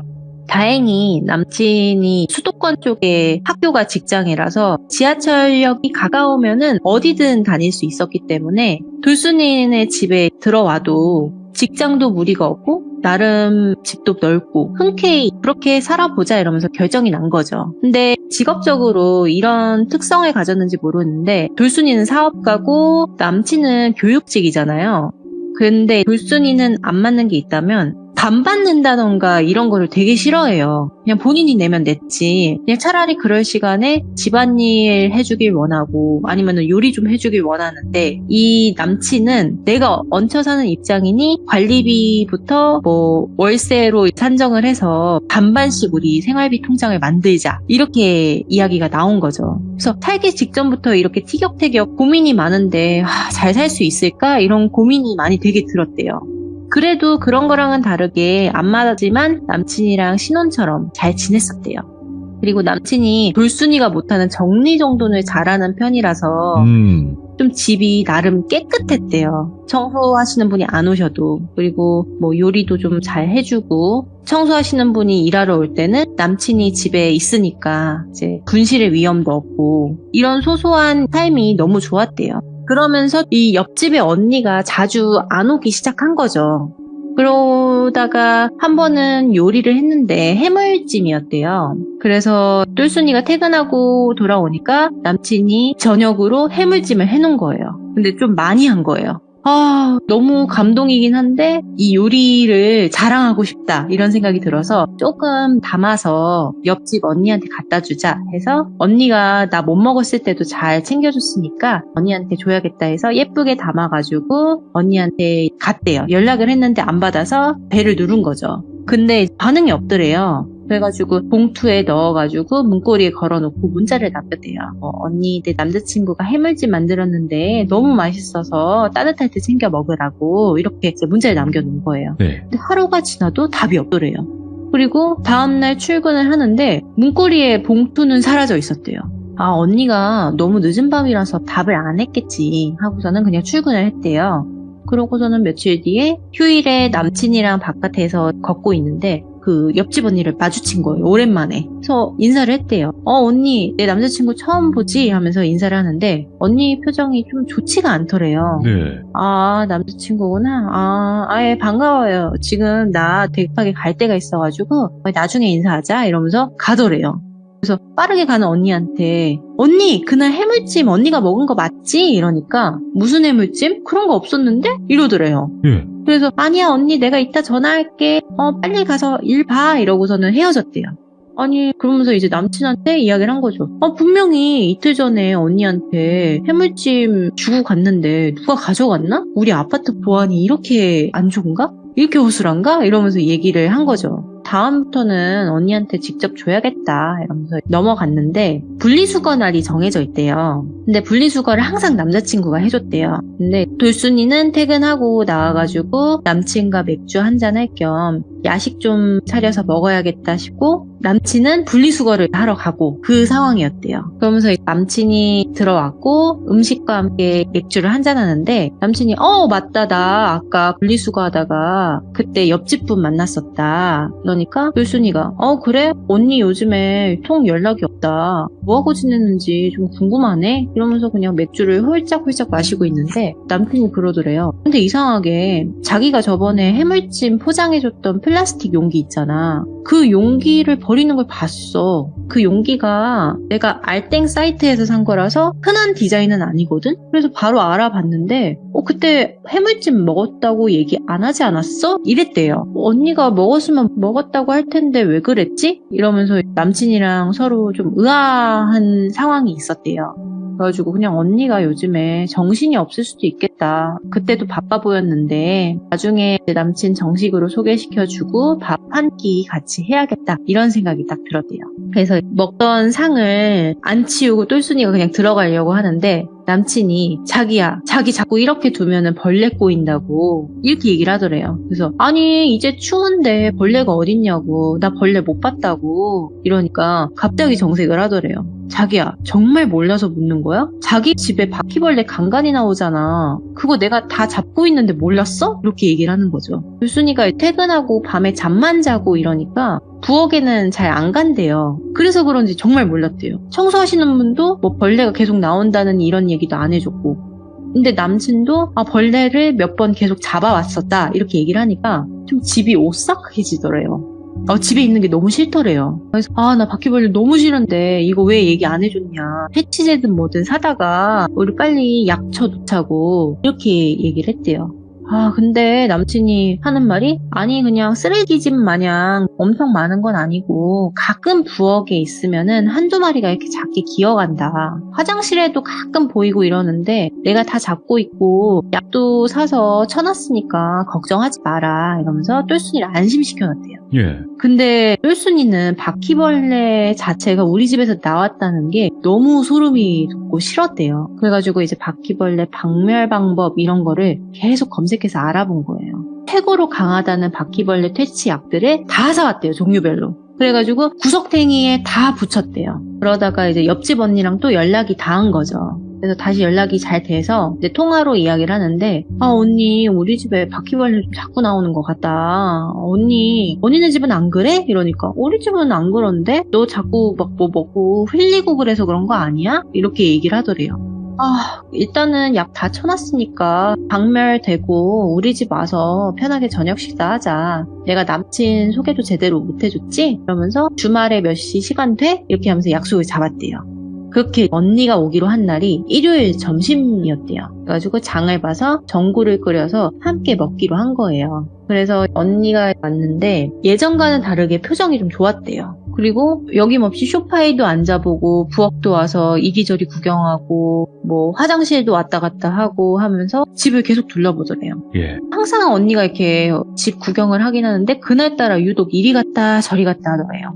TV는 뒤에 뭐가 있어 막 이러면서 보고 빨래는 어떻게 하는 거야 이러면서 세탁기도 구경하고 이러더래요. 근데 좀 정신이 없으니까 언니 오늘은 왜 이렇게 왔다 갔다 해? 이러니까 우리 집도 인테리어 하려고 하는데 너네 집은 어떻게 했나 궁금해서 좀 보려고 한다. 너네 집이랑 우리 집 구조가 비슷하잖아 이러더래요. 이건 얼마에 했어? 그래서 똘순이가 뭐 얘기를 해줬어요. 이거는 얼마에 했고 이건 얼마에 했고 인테리어 업자 뭐 소개받고 싶으면은 내가 했던 분 소개해주겠다 이렇게까지도 얘기를 한 거예요. 그래서 티타임을 하다 보니까 시간이 딱 됐대요. 그리고 청소하시는 분이 그날 방문하기로 되어 있어서 방문을 했고 언니가 커피를 이제 마시다가 청소하시는 분을 딱 보자마자 청소하시는 분이 안녕하세요 하면서 아는 척을 하더래요. 그러니까 옆집 언니가 예 나중에 또 보자 이러면서 잘 먹었어 하고서는 그냥 집을 나갔대요.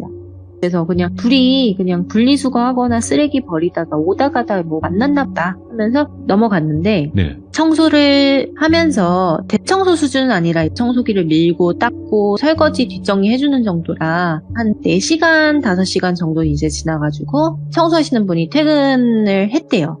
그렇게 깨끗하게 이제 다 치웠잖아요. 그냥 끝인가 보다. 바퀴벌레랑도 다 끝이다 생각을 했는데 며칠 뒤에 재앙이 이제서야 시작이 되더래요.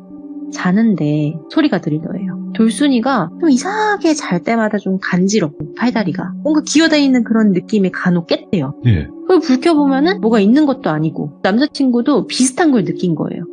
이거 좀 이불에 뭐가 있나 보다. 이거 찐득이 있는 것 같다. 우리 이불 바꾸자 하면서 다음날 이불을 걷었대요. 근데 침대가 벽과 이렇게 붙어 있었는데 네. 이불이 그 안에 끼어 있으면은 꺼내야 되잖아요. 근데 이불을 쭉 빼는데 흑갈색의 뭔가가 더덕더덕 붙어 있다가 갑자기 샤라락 하고서는 어딘가로 다 사라지더래요. 돌순이는 그날 소리를 지르며 거품을 물어요. 남친도 그걸 보고 경악을 했대요. 너무 많은 숫자에. 그러면서 돌순이가 집안일을 안 하다 보니 보는 일이 그거 하나뿐이었지만 남친은 벌레를 몇 번 봤다고 했잖아요. 이렇게까지 많을 줄은 몰랐었던 거예요.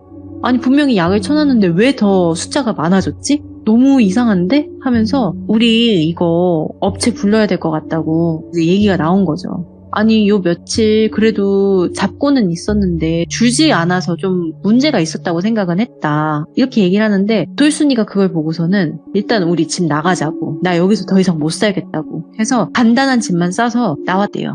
그래서 회사 근처 호텔에서 지내고 방역업체를 부른 거죠.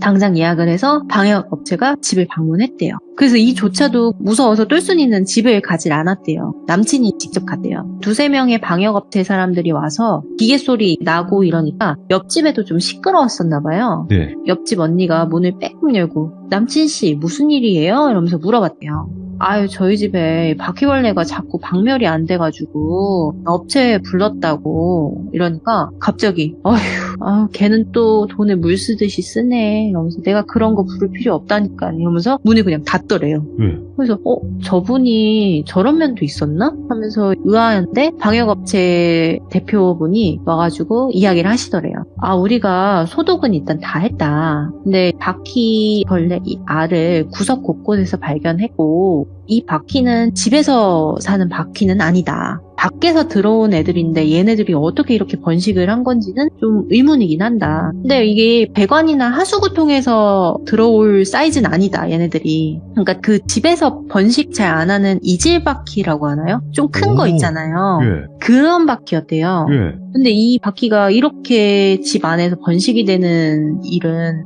되게 희박하다고 이야기를 하고 습성 중에 하나가 얘네들은 구석 중에서도 구석 절대 안 보이는 부분에다가 알을 낳는데 몇 가지 흔적들을 보면은 소파 뒤, 침대 밑, 냉장고 밑, 전자레인지 뒤, 그림 뒤 등에 사람들은 안 보일 수 있지만 얘네들이 그냥 지나가는 길목에다가 알을 툭툭 낳고 다니는 것도 좀 이상하다. 이건 추측인데 바퀴벌레를 고의적으로 들여오지 않는 이상은 바깥에서 사람 몸에 붙어서 몇 마리가 계속 왔거나 아니면은 박스나 다른 물건들에 바퀴알이 묻어서 왔거나 그런 경우일 수도 있다. 네. 방매 조치는 해놨는데 또 나오게 되면 연락 주세요 하고서는 가신 거예요. 다시 집으로 똘순이가 돌아왔는데 찜찜했대요. 그러면서 청소하시는 분께 더 급여를 얹어주면서 모든 집안에 있는 가구들을 다 빨래해달라고 하고 소독해달라고 한 거예요. 그간에 있었던 일을 청소하시는 분께 다 얘기를 한 거죠. 이러이러한 일이 있었고 아마도 음식물 쓰레기 버리러 가실 때나 분리수거 하실 때 좀 더 조심해달라고. 네. 몸 털고 들어오시라고 이렇게 신신당부를 했대요. 그러니까 청소하시는 분이 예 그럴게요. 근데 좀 높아심에 말씀을 드리는 건데요. 이러면서 말끝을 좀 흐리더래요. 얘기해보세요. 뭐 때문에 그러세요? 이렇게 얘기를 하니까 옆집에 계신 주인분이요. 자주는 아닌데 자꾸 하단 쪽에서 뭐를 맨날 수집하시는 거를 몇 번 본 적이 있고 여러 마주친 적이 있다. 근데 이분이 뭘 수집을 하는 건지 뭘 씹는 건지는 모르겠지만 그분이 오셨을 때도 이렇게 묻어서 온 거는 아닌지 그런 부분이 좀 미심쩍어서 이야기 드린다. 이러면서 이야기를 하더래요. 그래서 옆집 언니를 의심하고 싶지는 않았는데 청소해주시는 그분이 이런 얘기를 괜히 했을 리도 없고 계속 머릿속에 맴돌았대요. 그 언니는 화단에서 뭘 했던 거지? 이런 생각도 들고 그래서 남친이랑 그날 옆집 언니에 대해서 좀 저녁에 이야기를 했대요. 근데 남친이 좀 듣다가 하는 말이 근데 자기 앞에서는 좀 한없이 좋은 언니 같아 보이긴 했다. 근데 나는 좀 싸한 부분이 있어. 첫 번째는 똘순이 네가 있을 때와 없을 때의 태도가 명확하게 다르더라. 솔직히 분리수거 하는 날 가끔 마주치는데 그때 너를 항상 좀 흉보듯이 얘기를 하더라. 예. 집안일 하나도 할 줄 모르고 애가 생기면은 애가 떨어져 나가도 모를 여자애라고 되게 웃으면서 농담처럼 얘기를 하는데 나는 기분이 나쁘다고. 그쵸. 네, 그리고 두 번째로는 방역업체 사람들이 왔을 때도 자기가 없었지만 그 사람들 앞에서 당신이 돈을 헤프게 쓴다느니 더럽게 산다느니 이러면서 한숨 푹푹 쉬면서 얘기를 하더라. 방역업체 사람들 앞에서도. 근데 솔직히 좋은 언니고 널 위하는 마음이면 그러면 안 되는 거 아니냐. 이거는 싫은 사람 일부러 까내리는 것도 아니고 솔직히 여자의 세계와 이해가 안 간다. 이런 식으로 얘기를 했대요. 근데 돌순이는 그걸 처음 듣잖아요. 근데 머리를 한 대 맞은 기분이었대요. 왜냐면은 언니가 항상 자기 앞에서는 요즘은 여자가 가장이다. 일도 열심히 하고 살림살이 남자가 하면 된다. 그리고 가정부도 고용하면 되고 나는 네 일을 멋지게 해내는 그런 동생이 정말 멋지다고 생각한다. 존경한다. 이러면서 얘기를 했었대요. 칭찬을 여러 해줬는데 언니가 뒤에서 그렇게 나를 욕했었나? 배신감이 들더래요. 근데 언니가 바퀴벌레를 끌고 왔다라는 증거는 없잖아요. 그냥 이 언니랑 상종하지 말아야겠다. 최대한 마주치지 않아야겠다 했대요. 분리수거도 일부러 아침 일찍에 출근 전에 하러 가고 마주치지 않는 시간대에 왔다 갔다 하고 그렇게 지냈대요. 진짜 마주치질 않았대요. 근데 시간이 훌쩍 지나서 옆집에 짐이 빠지더래요. 예? 이사를 가는 거죠. 어떻게 이렇게 연락 없이 가나 서운함도 있었고 연락해보려니 그럴 만한 정도 이제 다 떨어진 상태라서 돌순이와 옆집 언니의 사이는 끝이 나요. 근데 이 언니가 뭐 월요일 날에 이사를 갔다고 치면은 그 주말에 집주인이 와서 방역업체부터 불렀대요. 왜냐면은 이걸 어떻게 알았냐면 그때 돌순이가 불렀던 방역업체의 차가 주차장에 세워져 있어서 알았대요. 근데 집주인과 대화의 기회가 생겨서 이런저런 이야기를 했대요. 네. 처음에는 솔직히 돌순이가 그 언니가 집주인인 줄 알았었는데 아니었던 게 첫 번째로 의아했던 부분이고, 두 번째는 집 문이 열려 있어서 살짝 봤는데 이상한 악취가 났던 거예요. 그래서 집주인이 신발장 앞에 서서 홈하고 서 있고 방역업체 분들은 마스크 쓰고서 일을 하고 있는 거를 돌순이가 봤대요. 그래가지고 똘순이가 어디로 이사 갔는지 아냐, 이렇게 빨리 이사가 버려서 좀 아쉽다, 집을 빨리 이렇게 팔릴 줄은 몰랐다, 이렇게 얘기하니까 이분이 네? 그분은 세입자예요. 제가 집주인인데요. 오. 그래서 이분 계속 월세로 사셨는데 방 빼기로 한 지는 좀 몇 개월 됐었다고 이렇게 이야기를 하더래요. 그냥 뭐 어디로 간지는 모르겠고 나는 집 산 지 한 5년 정도 됐다고, 집주인 된 지는. 원래 이 여자분이 남편이랑 아들이 같이 살았는데 이혼했다고 들었다. 아들도 엄마랑 연락을 안 하고 있고 남편과도 좋게 헤어진 거는 아닌 걸로 안다. 나도 이거 월세를 좀 올려야 되고 여러 문제가 있었는데 이 여자분 사정이 좀 딱해가지고 내가 1년 정도 더 봐주고 있었던 거다, 이렇게 이야기를 하더래요. 그래서 그런 일이 있었구나 하면서 언니가 나한테 이런 얘기를 한마디를 한 적 없는데 이 언니의 정체는 뭘까 생각이 들더래요. 근데 집주인분이 근데 사정을 봐줬으면은 깨끗하게라도 쓰지, 집이 무슨 쓰레기 집도 아니고 진짜 쓰레기 더미처럼 살아왔었대요. 그리고 얼마나 더럽게 썼으면 바퀴벌레가 너무 많고 알도 너무 많아서 방역업체분들이 고생을 했대요. 예. 그리고 집주인분도 그걸 보고 스트레스를 너무 많이 받았고, 그래가지고 똘순이가 저희 집도 바퀴벌레가 갑자기 많아졌는데 이거 연관이 있는 걸까요? 하면서 그 방역업체 직원한테 물어봤대요. 방역업체 직원분이 근데 그때 집 치웠을 때도 그러고 여기도 그러고 똑같은 바퀴 종이다. 근데 잘 모르겠지만 이 알이 여기서는 부화한 지 얼마 안 된 것 같다고, 빨라봐야 일주일도 안 된 것 같다고, 이 지금 알들이. 그래서 이거는 빨리 처리할 수는 있지만 그때 똘순 씨네 집에는 이미 부화하고도 시간이 오래 지난 바퀴들이었었다고, 그거는 좀 다르다, 이렇게 얘기를 하더래요. 이 바퀴가 집안에서 이렇게 증식되는 경우는 거의 없는데 이 아파트 되게 신기하네요, 이러고서는 계속 일을 하더래요. 남친이 그걸 옆에서 듣다가 내가 볼 때는 옆집 언니 남 잘 되는 꼴 못 보는 여자 같다고, 일부러 그런 거 아니냐고, 지금 집 떠날 때 알 뿌리고 간 거 아니냐, 이러면서 이런 얘기를 했대요. 그냥 똥 밟았다고 치자 하면서 털어버리자 이러고서는 잊고 살다가 다른 이웃의 여성분이 있대요. 거기 아파트 뭐 부녀회 이런 거 있잖아요. 그런 데서 만난 아주머니 몇 분들이 있는데 1002호 그 아줌마 이사 갔다던데 맞아요? 이러면서 얘기가 나온 거죠. 그래서 뭐 이사 저번에 갔고 뭐 지금은 공실인 것 같다, 며칠 뒤에 뭐 누가 들어온다더라, 이런 얘기가 오간 거죠. 근데 다른 부녀의 한 분이 근데 그분 좀 이상하지 않았어요? 이렇게 얘기를 한 거죠. 예. 그래서 똘순이가 이분이랑 친하셨냐 이렇게 물어보니까 뭐 그렇게 친한 건 아니었는데 옛날에 문화센터 몇 번 같이 다니면서 이야기 몇 번 나눴었는데 좀 사람이 이상해가지고 멀리하게 되더라, 이런 얘기를 하더래요. 그래서 정확히 어떤 일이 있었는지 좀 얘기해 줄 수 있냐, 저도 좀 이상한 게 있어서 그렇다, 이러면서 물어본 거죠. 근데 거기서 알게 된 사실은 그 옆집 언니는 고등학교를 졸업하자마자 집안 사정으로 그 아파트에 그 당시에 시집을 온 거예요. 네. 근데 남편이 나이도 좀 있고 돈도 많았대요. 근데 이 옆집 언니를 식모 취급을 한 거예요. 결혼을 했지만. 근데 아들이 태어났는데 아들도 그걸 보고 자라서 엄마를 그렇게 무시했대요. 예, 그러다가 그 남편이 바람이 난 거예요. 살림에 차려서 나가는데 아들도 같이 간 거예요. 되게 떳떳하게. 두 집 살림하고 있다가 완전히 떠나버리고 집도 와이프의 동의 없이 처분을 해버린 거예요. 그렇게 살다가 새로 바뀐 집주인이 사정을 얘기를 하고 나가달라고 해가지고 만기가 돼서 나간 거예요.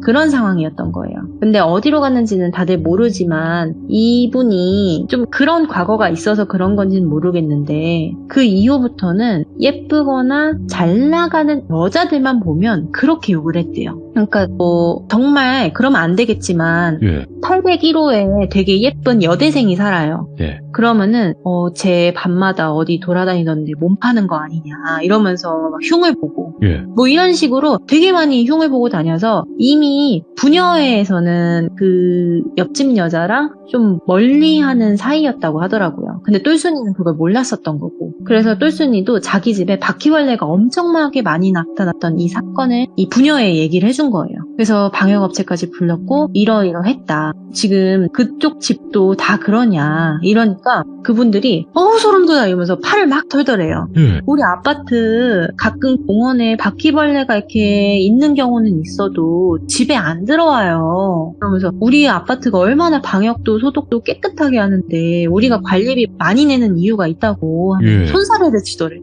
그 여자가 들여놓은 거 아니야? 이러면서 이런 얘기도 하고 똘순이도 정황이 물증은 없지만 심증이 항상 나타났던 게 이 언니가 오면은 자꾸 가구를 만져보고 이리 보고 저리 보고 했다고 했잖아요.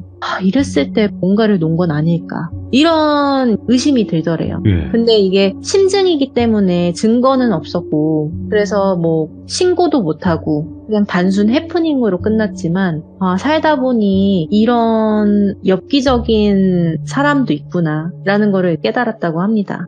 이야기가 이렇게 끝이 납니다. 야, 이거는 참으로 이런 생각이 들었어요. 이야기를 듣고 꼭 바퀴벌레 같이 살았구나. 그러니까 말 그대로 낮에는 안 보이게 그냥 그러니까 본인의 모습이 아닌 가식적인 모습을 보이다가 남들이 안 볼 때 그 사람이 안 볼 때 활동을 하는 거죠. 그렇게 이제 보일 수도 있겠네요. 좀 진짜 그런 느낌이 비슷하네요. 그 벌레 느낌과. 네. 근데 좀 너무 소름인 게 알들을 어떻게 그렇게 몰래 이렇게 살포를 해놓은 건지. 네. 그러니까 그 똘순이의 신증이 맞다면은 손으로 만지는 그조차도 너무 소름 끼치는데, 그러니까 정상적인 사람은 아니라는 거죠. 그렇죠. 네, 정상적인 사람은 절대 할 수 없는 일이에요. 아니 근데 또 한 가지 또 이야기 듣다가 궁금한 게 만약에 설령 바퀴벌레를 집에다 풀어놨다라고 관련 뭐 증거가 있다고 하더라도 이게 법적 처벌을 받을 수 있는 건가 싶기도 하고. 그러게요. 사례가 있나? 벌레를 그러겠네요. 벌레 알을 집에다 갖다 놨는데 그걸 어떤 걸로 처벌을 할지가 궁금하네요. 그런 법이 있는 건지도 궁금하고. 야, 그리고 바퀴벌레를 풀어놓는 건 사실 쉽겠죠. 왜냐면 알만 몇 개 집어 던져놔도 뭐 사실상 증식을 계속하니까 금방금방 해버리니까. 네. 너무 소름 끼치네요. 참, 오늘 망키님 덕에 바퀴벌레 언니를 또 들어봤어요. 네. 바퀴벌레 언니 이야기를 들어봤고 우리 주변에 생각보다 많을 것 같습니다. 이런 사람들이. 이런 사람 진짜 조심하셔야 됩니다. 네, 바퀴벌레를 싫어하시는 분들도 많겠지만 이런 바퀴벌레를 또 이런 식으로 그런 질투심에 이용하는 사람들도 분명히 있다 보니까 그냥 이거는 절대 거짓일 수가 없는 게 이거보다 더한 사람이 많아요. 진짜 많습니다. 이 세상에는 정말 상상도 못할 만한 사람들이 많기 때문에 이 정도의 이야기가 정말 충분히 있을 수 있는 일이다. 그리고 정말 또 겪어보면 굉장히 또 무서운 일일 수도 있겠다라는 생각이 듭니다. 망키님. 네. 오늘도 돌비님. 조심해야 될 것 같아요. 진짜로. 네. 아유, 오늘도 너무너무 고생 많으셨습니다. 망키님. 네, 감사합니다. 감사합니다.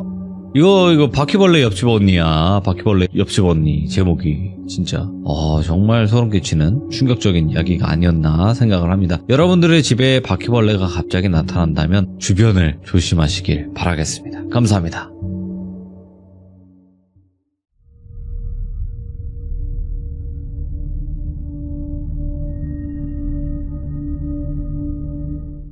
자, 여러분들 안녕하십니까? 또 봉수님께서 오랜만에 걸음을 해주셨습니다. 바로 만나보도록 할게요. 여보세요? 봉수님, 안녕하세요. 아유, 또 건강이 안 좋으셨었어. 그러니까요. 지금 많이 괜찮아졌어요? 네, 지금 좀 괜찮아졌어요. 아이고, 그래서 오랜만에 참여를 하신 거잖아요. 몸이 안 좋으셔서. 네네. 네, 그래도 잘 또 건강을 찾으셔서 이렇게 돌아와 주셔서 감사합니다. 네. 네. 자, 오늘 봉수님께서 해주실 이야기, 물놀이 갈 것 같습니다. 네, 물귀신 이야기는 맞는데, 네. 근데 이게 그냥 막 생각보다 제가 알고 있는 물귀신에 대한 특징이 많이 깬다? 오! 그런 느낌이라서 알고 있는 거랑 좀 다르긴 하구나, 이런 이야기예요. 물귀신인데 물귀신이랑 다르다? 뭘까요, 이게? 어쨌든, 어차피 무당 언니분의 이야기일 거잖아요. 네네. 네, 그래서 너무나 기대가 되는 이야기입니다. 자, 그러면 바로 출발을 해보도록 하겠습니다. 렛츠고! 길이십니다. 봉수죠?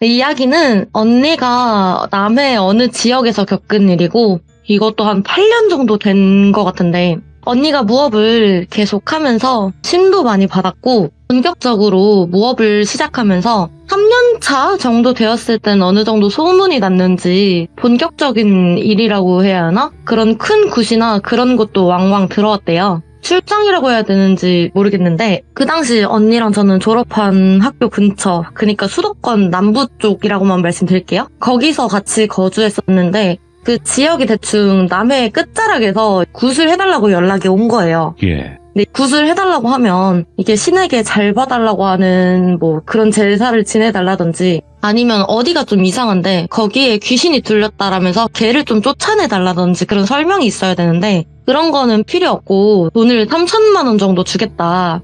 그냥 와달라. 와서 일단 직접 봐달라 하는 게 석연치는 않았지만 돈 자체가 크잖아요. 지금도 3천만 원이면 직장인 연봉 정도 되는 건데 그 당시에는 좀 더 했겠죠? 예. 근데 그때 언니는 이걸 어디에다 고민이랍시고 말하기도 애매하고 혼자 갈까 말까 고민하는데 자기가 모시던 신, 큰 신 하나, 할매신 포함 작은 신 둘한테 물어봤는데 큰 신은 네 마음대로 해라. 단 돈 따라가진 말아라. 앞귀였던 신은 안 가는 게 좋지 않을까? 할머니 씨는 어차피 우리들이 보호할 거니 가 보거라. 근데 거기 기운이 세서 당장 내 눈에 안 보이기는 한다. 다수결로 결정되었으니 언니는 수락하고 그 길로 그 지역으로 떠났대요. 예. 사실 큰 신이 가보라 한 건 맞긴 한데 다른 두 신이 말한 것도 있고 불안한 와중에 폭풍전야라고 비 온다더니 또 날은 좋아가지고 어허. 더 불안했지만 마음 다잡고 가는데 마을에 도착해보니까 그냥 진짜 평범한 갯마을이더래요.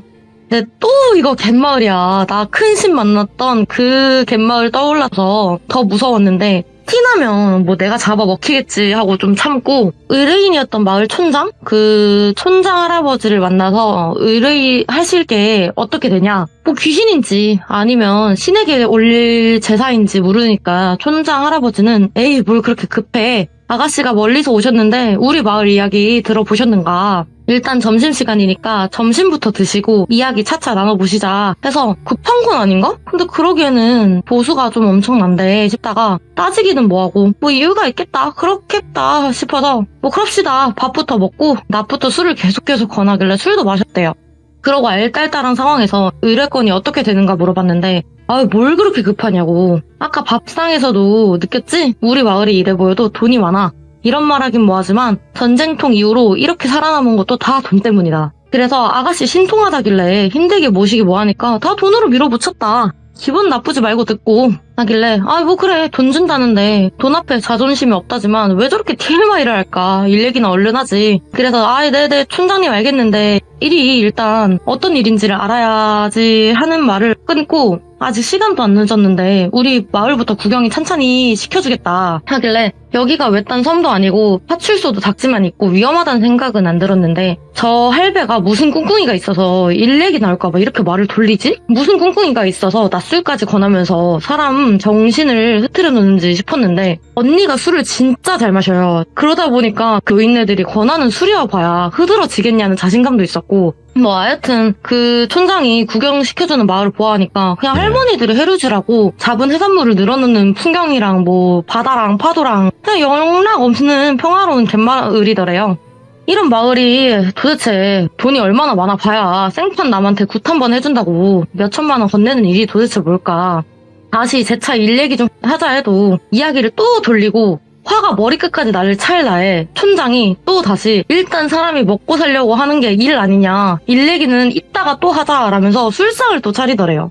너무 기가 막히고 이게 사람을 무슨 먹으려고 놀러 온 사람 취급하는 것도 아니고 시간 써서 여기까지 온 게 이상한 꿍꿍이가 있는지 별 생각이 다 나면서 언니가 화를 막 냈대요. 네. 아이 할배, 사람이 돈이 중요하더라도 더 중요한 건 시간이요. 남의 시간 이렇게 허비하고 무슨 중요한 일이길래 이렇게까지 사람을 농락하시냐 하고 난리를 쳤는데, 그럼 뭐 거기서 미안하다든지 아니면 대접해줬는데 무슨 짓이냐는지 화를 내야 되잖아요. 예. 근데 촌장이 그래, 내가 그래도 혈기왕성한 처녀인데 너무 몰랐네. 돈이 더 필요한 거야? 아니면 남자들 끼고 재밌게 노는 거야? 불러줘? 하면서 또 헛소리를 늘어놓길래 언니가 거기서 폭발해가지고 아악 하면서 소리 지르면서 술상 엎어버리고 야 다 비켜 꺼져. 니들이 무슨 일이 있었는지 귀신이 엮인 건지 내가 거기까지는 모르겠는데 알 필요도 없을 것 같다. 나 어차피 내가 여기에 몇 시에 오는지 주변이 다 알고 연락이나 전화 안 되면 신고 넣으라고 다 일러뒀으니까 뭔 짓 할 생각도 그런 것도 하지 마라. 내 더러워서 진짜 하면서 오만 욕을 내뱉고 돌아가려는 찰나 촌장 할아버지가 붙잡더래요. 내 미안하다. 일 얘기하자. 내가 여태 별별 무당이니 스님이니 신분이 다 불러봤는데 다 돈 뜯어내려고 별별 무슨 이상한 짓을 하는 사람들만 보니까 시험해보려고 그랬다. 미안하다. 뭘 어떻게 시험해요. 이렇게 술 먹고 뻗게하고 집에 곱게 보내려고? 말이 되는 소리를 하셔. 되물으니까 그래 그렇게 불러내서 시험해보려는 건 맞아. 시험해보고 영 아니다 싶으면 술값 받아내고 우리도 시간 보상받고 그러려고 했을 뿐이다. 치들도 그냥 관광 왔다 생각하는 거고 우리는 손해 안 보니까 차라리 속은 편하다고 생각했다. 일 얘기하겠소 미안합니다 하는 거에 언니도 부하는 치미는데 그래 이야기나 들어보자 싶었대요. 예. 이야기를 들어보니 다른 촌이라 비교하는 것 같아 좀 그런데 이 마을이 다른 촌보다 여유가 있어서 비교적 덜 낙후됐대요.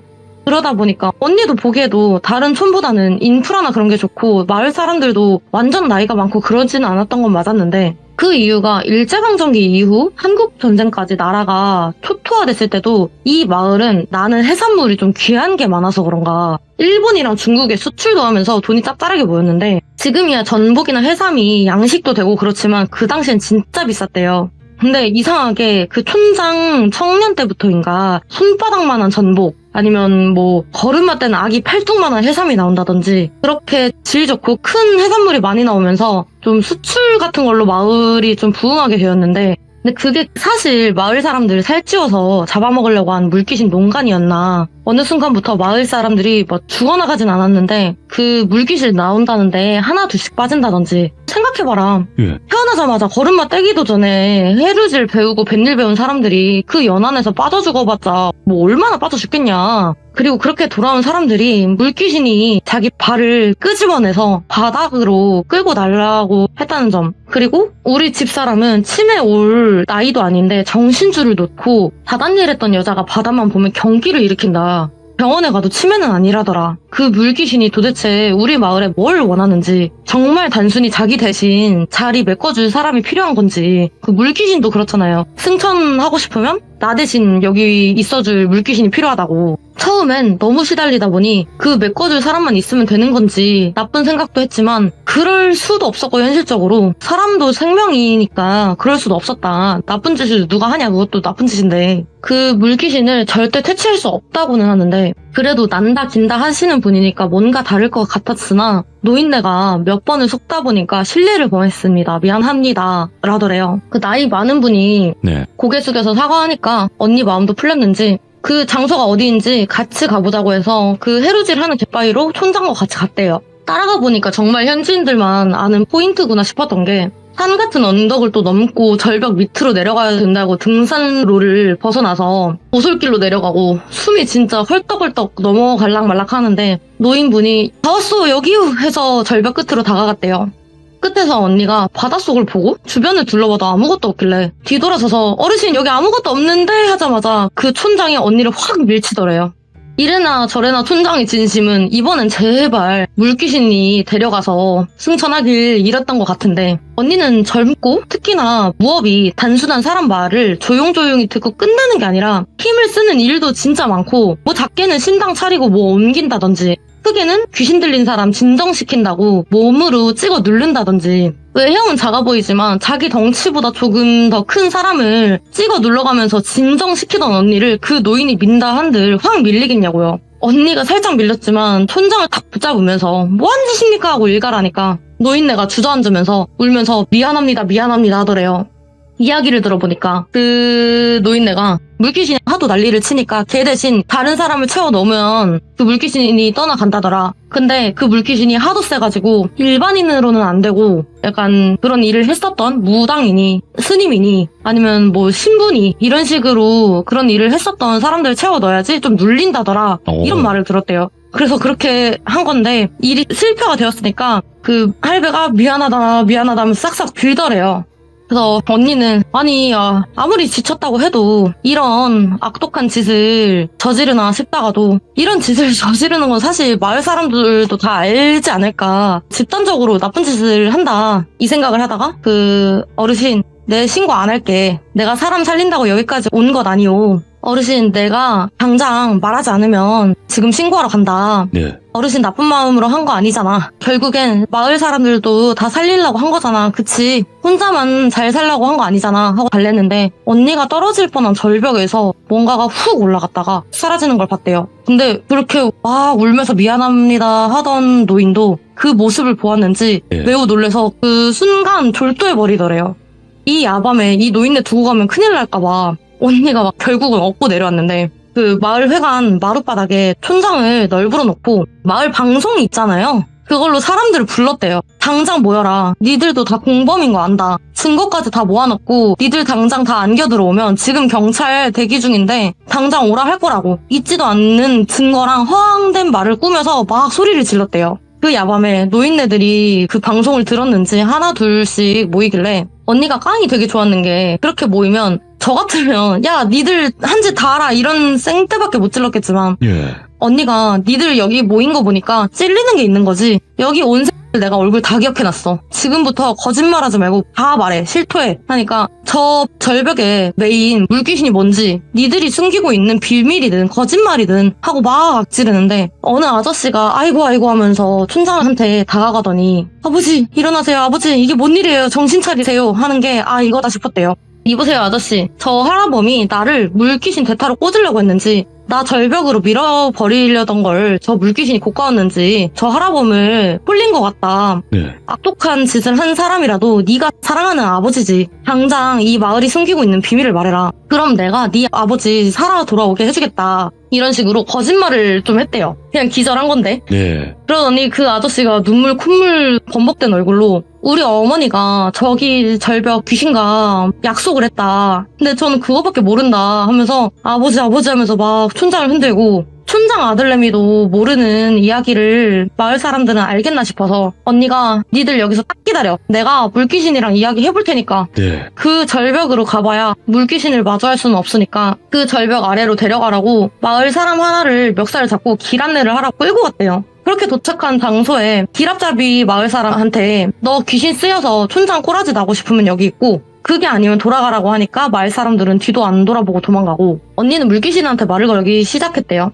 언니가 계속 물어도 답이 없고 언니 성질이 다시 울그락불그락 올라올 판에 언니가 그래 어차피 거짓말한 거 또 거짓말을 하면서 야 물귀신아, 내가 네 약속한 거 지켜주려고 했는데 니랑 약속한 사람이 죽었대. 어쩐지 그 아줌마 요즘 여기 안 오지 않아? 하니까 물귀신이 미쳐서 날뛰더래. 죽었다고? 받아쳐먹을 거 다 받아쳐먹고 이렇게 갔다고 하면서 3번 남았다. 3번 남았는데 이렇게 갔다고? 하면서 미쳐 날뛰는 걸 언니가 막 진정시키면서 도대체 무슨 약속일래 그러냐. 너 이렇게 농간질 치면 너만 더 벌 받는다 하니 물귀신이 야 너도 살아있는 새끼라고. 살아있는 사람 편드는 거냐? 너 사람 빠져 죽은 농간질이 내 일이라고 생각하나 본데 그거 다 마을 새끼들이 한 거야. 내가 한 일 아니라고 하더래요. 그래서 이게 무슨 말이야. 네가 진짜 한 짓 아냐? 너 자꾸 거짓부렁치면 내가 저승사자 당장 불러서 강제 승천시킨다. 너 곱게 승천하는 거랑 강제로 끌려가는 거랑 다른 거 알지? 하고 협박하니까 얘기를 들어보니 이곳에 200년이나 묶여 있었던 물귀신이래요.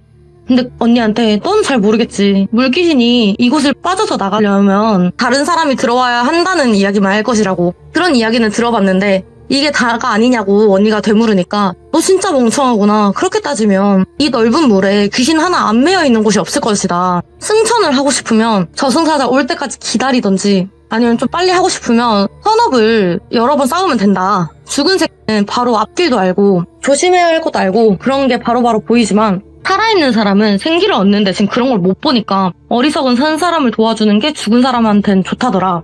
다른 곳에 돌아다니는 귀신들은 그게 쉽지만 여기 매여있는 물귀신은 그게 쉽지 않으니까 사람이 나오면 도와주겠다고 다가가니 놀래서 죽거나 아니면 승천하기 싫은 원념 덩어리만 남아서 산 사람을 해치거나 그런 이야기가 와전된 것이라고. 언니가 그래 그럼 다시 이야기를 돌아와서 무슨 약속이냐 말을 해봐 무슨 약속을 했는지 하니까 영안이 아주 조금 트였으나 무당할 건 아닌 계집애가 와서 말을 걸더라. 놀라지도 않고 오랜만에 대화라는 걸 해보니까 나도 재밌었다. 이곳에 매여 있는지도 수십 년이니까 나도 승천해서 환생을 하든 뭐라도 해보고 싶었다. 그 아이를 도와주면 나도 승천이란 걸 해볼 수 있을지 싶었고 그래서 도와줬는데 승천을 하려면 여러 번을 도와줘야 된다는데 그걸 네. 마지막 3번을 두고 다신 찾아오지 않았대요. 그래서 언니가 아니 그럼 다른 사람 도와주면 되는 거 아니냐? 그런 선업이잖아. 그 선업을 100번만 쌓으면 되는 거 아니냐는 말에 그 물귀신이 나도 그런 줄 알았는데 이후 다른 사람들을 도와주긴 했으나 어느 순간부터 마을 사람들이 저 절벽에서 더라. 근데 그게 나 때문이라면서 내 업으로 쌓이는 것 같더라. 오. 이상하게 무당새랑 뭐 스님이랑 다 불러 모아서 저 물귀신이 나쁘다 이런 식으로 기도랑 기도는 다 올리더라. 이게 무슨 내 탓이냐고. 내가 한 일도 아닌데 나 때문에 마을 사람들이 죽어나간다면서 떠들고 다니는 일을 보아하니까 피눈물이 나더라. 이 보시오 무당 양반 저곳에서 사람이 찌는 것도 이게 내 잘못이냐 하는 말에 언니가 할 말이 없더래요.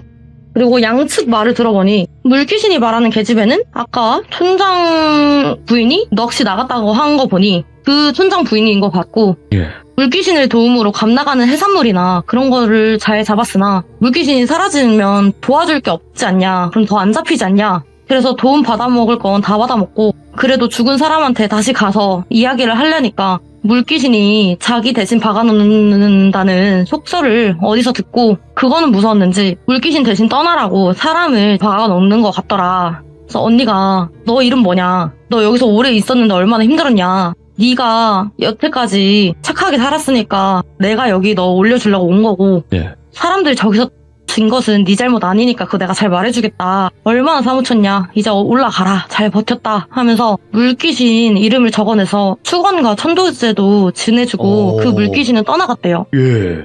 그러고 언니가 그냥 조용히 그 자리에서 마을도 안 들리고 집으로 돌아왔대요. 그래서 아니 그 마을 사람들은 어떻게 됐는데 자기들만 잘 살자고 나쁜 짓을 했잖아 하니 그 마을 사람들은 아마 물귀신이 없어진 줄 모르고 계속 나쁜 짓을 할 거다. 뭐 하겠지. 촌장이 깨어났으니까 뭐 내가 물귀신을 퇴치한다는 말도 안 했고 그냥 촌장만 깨어나게 해주겠다고만 했으니까 마음이 옳게 박힌 물귀신이 안 도와주니까 할 줄 아는 거 없는 마을은 쇠퇴할 거고 그러면 어떻게 되냐. 세상에 완벽한 비밀은 없고 그 마을 사람들도 계속 사람 들이밀다가 죽을 거라고 언젠간 처벌받고 자기 능력으로 얻은 재물이 아니니까 할 줄 아는 것도 없는 그 사람들은 점점 사라지거나 와해되거나 그러겠지. 아. 다시 한번 말하지만 악인을 처벌하는 건 내가 아니다. 요행 바라지 말고 바랬다면 꼭 약속은 지키고 그런 말을 끝으로 이야기가 끝났습니다. 야, 신기하다, 이거. 진짜로, 여러 가지 일들이 많잖아요, 무당 언니분이. 근데, 야, 들으면 들을수록, 뭔가 화통하시기도 하고, 그렇게 막 돈을 따라가시는 분도 아니고, 정말 대단하신 분이라도 생각이 드네요. 근데 그 돈 안 받고 온 거 좀 아깝긴 하더라고요. 안 줄 사람이긴 한데. 아, 그래도 쉬운 게 아니에요, 진짜로. 그렇죠. 네, 진짜 쉬운 게 아닌데 이렇게 한다라는 것 자체가 정말 대단하신 분이다라는 생각이 들고 오늘 봉수님께서 건강 회복하고 오셔서 이렇게 또 들려주시니까 너무나 좋습니다. 저도. 너무 오랜만이라 네. 긴장을 너무 심하게 한 것 같아요. 할 필요 없어요. 봉수님은 봉수님만의 매력이 있으신 분이니까 걱정하지 마시고 언제든지 네. 들려주시면 감사할 것 같습니다. 고맙습니다. 네, 감사합니다. 네. 자, 이번 이야기 시청자 봉수님께서 찾아와 주셨습니다. 오늘 봉수님 정말 또 오랜만에 찾아와 주셨는데 어떤 이야기로 이렇게 다시 시들물을 찾아와 주셨을지 같이 한번 만나보도록 할게요. 잠시만요. 여보세요? 괜찮아요? 네, 괜찮아요. 안 다쳤어요? 네. 감기에 걸려가지고. 아이고, 감기가 걸려도 또 여전히 봉수님의 목소리입니다. 오랜만이에요. 진짜 오랜만이에요. 떨리네요.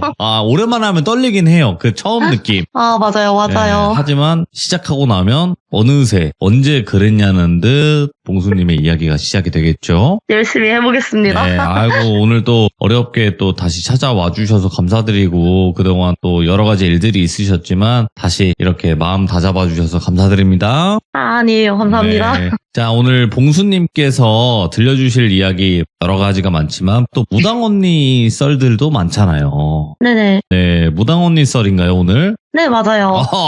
알겠습니다. 그 이야기밖에 없어서. 알겠습니다. 그럼 바로 출발을 해보도록 하겠습니다. 렛츠고! 필이십니다. 봉수예요.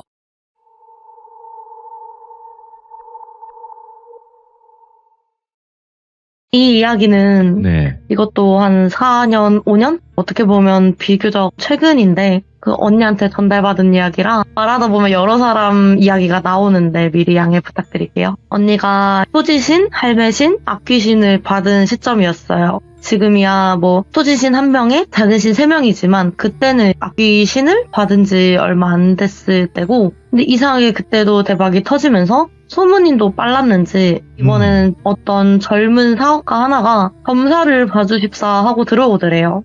나이대는 한 30대, 그것도 중후반이 아니라 지금 보면 제 나이 또래죠? 그럴 정도로 초반이었대요. 30살 초반? 많아도 35 미만? 외형은 젊고 훈훈해 보여가지고 그런 영업이나 그런 쪽을 하는 건가 싶었는데 사업가라고 하니까 좀 신기하잖아요.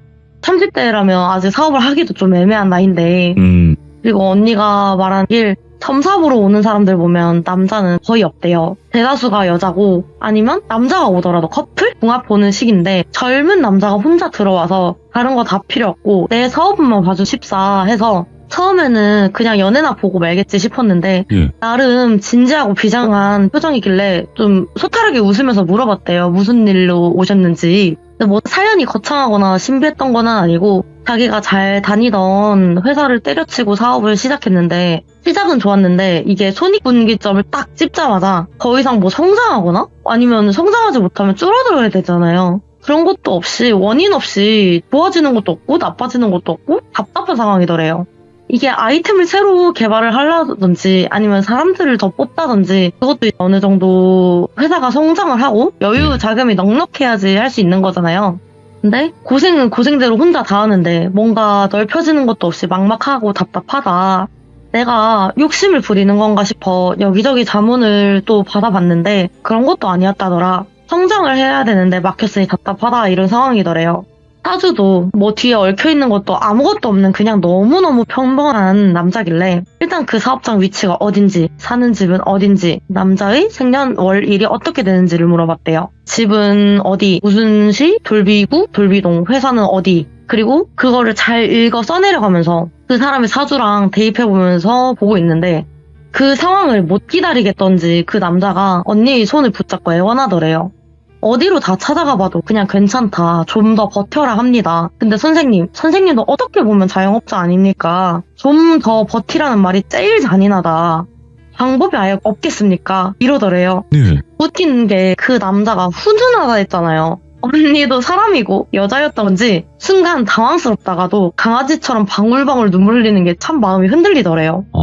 근데 이거를 어떻게 도와줘야 되나 방법이 없을까 어떡하지 하는데 갑자기 할매신의 목소리가 탁 튀어나오면서 오히려 도와주자 하고 그 반대의 악귀였던 씨는 안 된다 미쳤냐 하면서 팔쩍팔쩍 뛰더래요.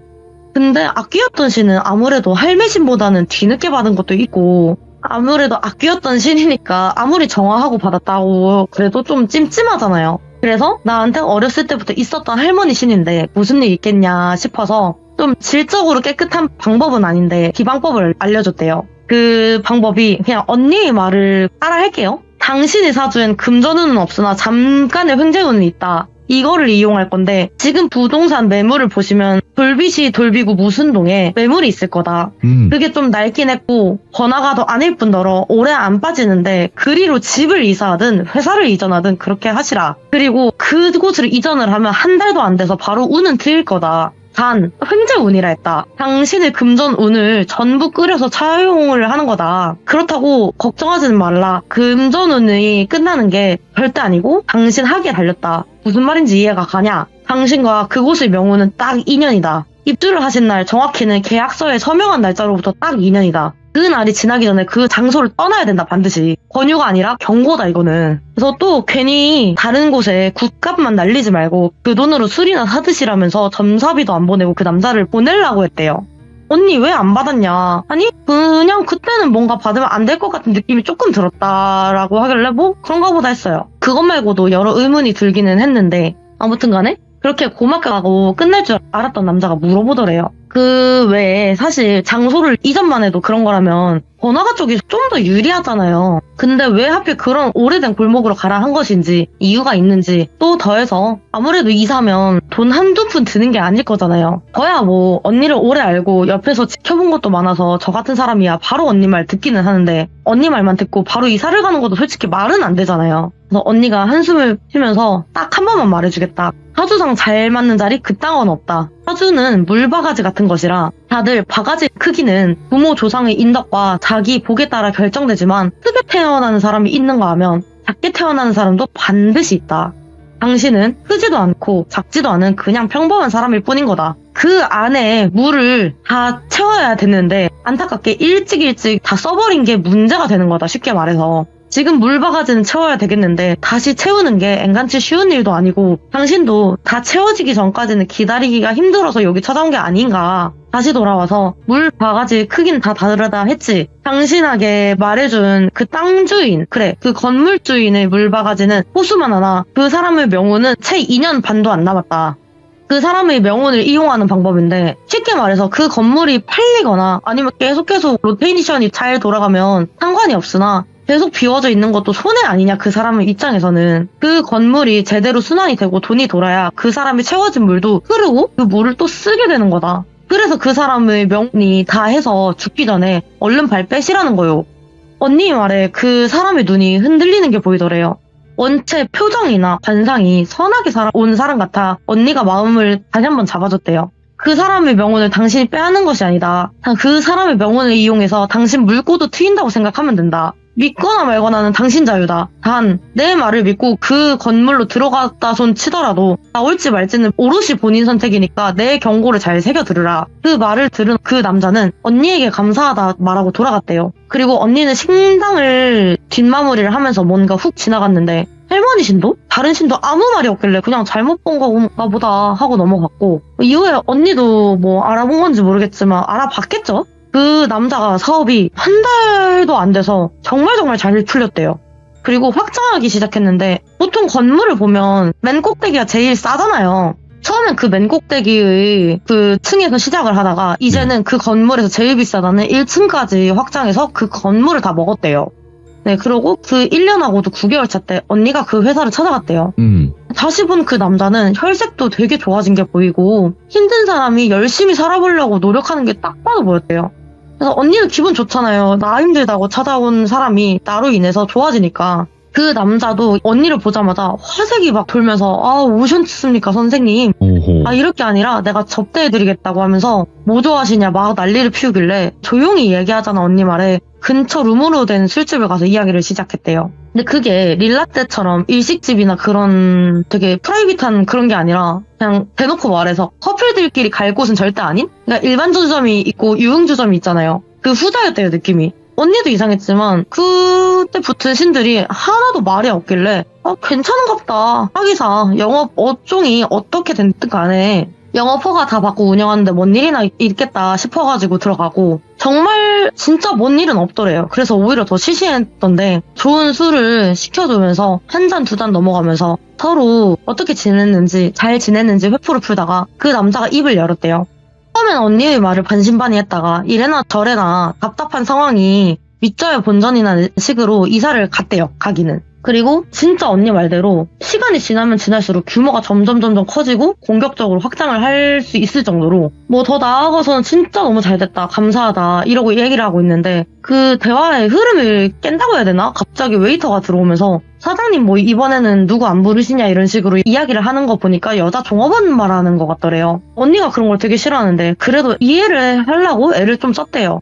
착한 사람인데 접대차 불렀겠지, 그런 거겠지 하던 찰나에 그 남자가 평소 부르던 지명 아가씨를 부르는데 언니 옆에 남자를 앉혀달라 뭐 이런 식으로 말했다는 거예요. 고작 2년도 안 된 시간에 순수했던 청년이 왜 저렇게 된 건지 언니가 그럴 필요는 없다고 손사리 치면서 거절하고 그 남자한테 되물었대요. 평소에도 자주 오시냐 하니 뭐 사업하다 이런 일도 있고 저런 일도 있다 보니까 필수적인 게 되더라. 하기사 선생님은 그런 것까지 일이 없으니까 잘 모르죠? 이런 식으로 언니를 비아냥거리는 게 속에서 조금씩 부글부글 거렸대요. 예. 그래도 한 번 더 참고 그 남자를 똑바로 쳐다보며 말했대요. 당신 말이야 3개월 남았다. 정확히는 2개월 하고도 반. 이러니 그 남자가 언니를 바라보다가 어이없다는 듯이 크게 웃더래요. 이봐요 무당 아줌마. 내 그래도 한마디 하려다 참았는데 1년쯤 지났을까 꿈에 우리 할머니가 나타났기다. 내가 지켜줄 테니 그 자리에서 본전 뽑고 딱 5년만 버티자고. 그리고 막말로 무당 선생, 당신이 말한 것이 맞고 틀리고를 떠나서 이익이 여태 번 건이 딱 2배였다. 너라면 포기할 것 같냐. 조금만 더 있으면 내 결혼식이 있고 후에 또 아이도 태어나겠지. 당신 같으면 이 좋은 노른자 알짜배기 땅을 어떻게 포기할 거냐. 내가 나쁘게 살지 않아서 그런가 우리 할머니가 나를 지켜준다고도 나타났으니 무슨 큰일이 있겠냐. 아니 애초에 귀신이라는 게 진짜 있긴 해? 하면서 언니한테 뭐라 하더래요. 예. 열이 너무 많이 받으면 얼굴이 새파랗게 질리잖아요. 당신 제정신이냐고 물으니까 그 남자가 더더욱 비아냥대면서 다른 사람들은 안 보인다는 게 보인다는 당신 같은 사람이나 그런 사람 말 안 듣고 알아서 잘 산다는 남자 중에 누가 제정신일 것 같이 보이냐 물어보고 다녀라 이러면서 언니한테 뭐라 하길래 언니가 열받아서 딱 일어났는데 그 남자가 끝까지 그러더래요. 아줌마 그 잘난 무당업 평생 하고 살아라. 난 내 복 다 끌어안고 이렇게 살 거니까.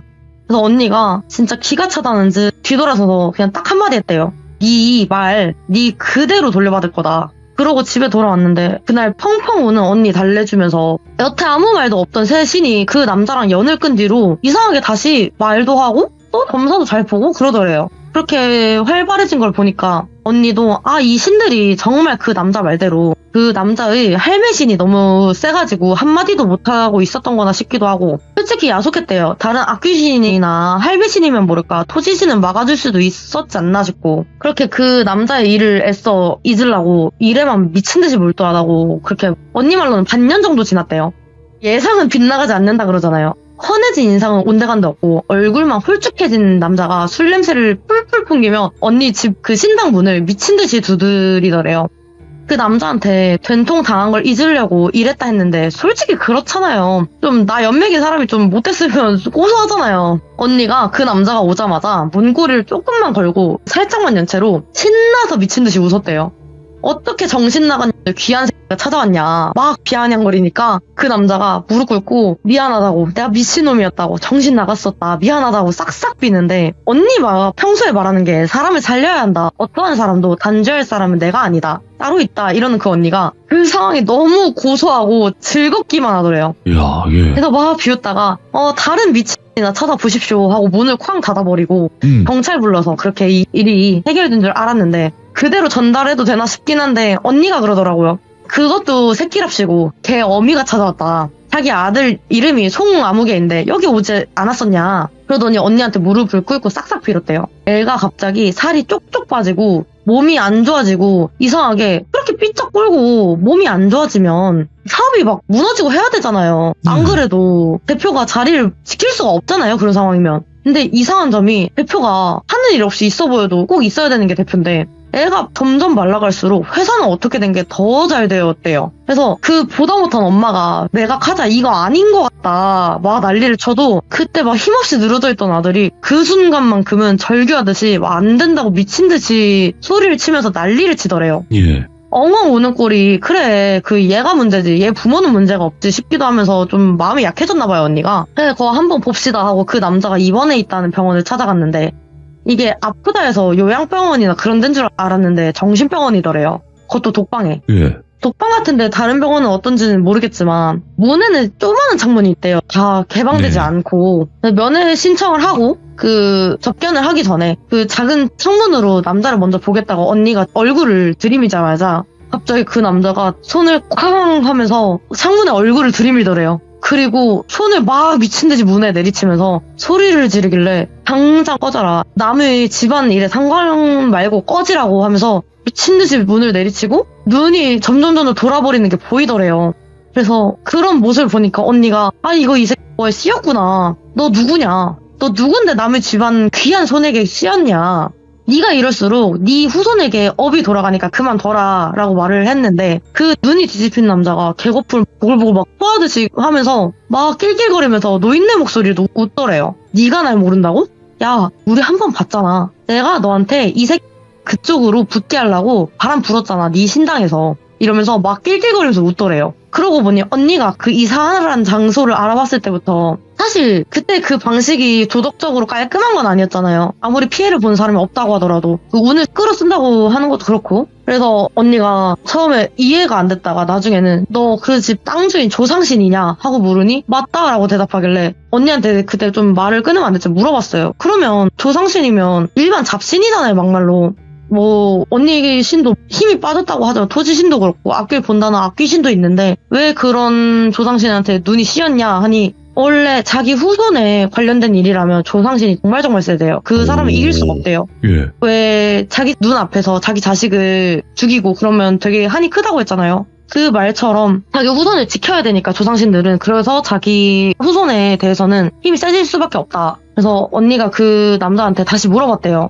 너가 농간질 친 건 알겠는데 왜 이러는 거냐. 너 진짜 이러다가 네 후손한테 벌 받는다. 이러니 그 남자가 낄낄거리면서 웃으면서 너 남의 돈줄에 얹어갈 때 기분 참 좋았을 거라고 하니 언니가 너무 눈이 떨렸지만 다시 마음을 잡고 그렇게 얘기를 했대요. 예. 너 그 건물주 조상신인가 본데 이럴수록 너의 후손만 안 좋아진다. 네 요절할 후손 살리려고 그 남자한테 사주를 덮어 씌운 거 아니냐. 더해서 명운은 당신이 어쩔 수 없는 거다. 지금이야 잠깐 명운이 길어진다고 해도 당신이 이럴수록 이 집 조상신들도 개입하면서 더 큰 싸움으로 벌어질 거다. 그러면 그 피를 보는 게 누구일 것 같냐. 당신 후손이다. 그리고 당신 정도가 이렇게 나올 정도면 그 당신의 후손이 잘 기렸을 거다. 어느 정도 선한 집안인 건 알겠다. 그러니까 이 정도에서 딱 멈춰라. 아무것도 못 본 걸로 묻어가겠다 하니 예. 어쩔 수 없이 안타깝게 요절하더라도 잘 살면 그 이후의 세상에서 보상받는다고 이러지 말라고 이러면서 막 언니가 타일렀대요.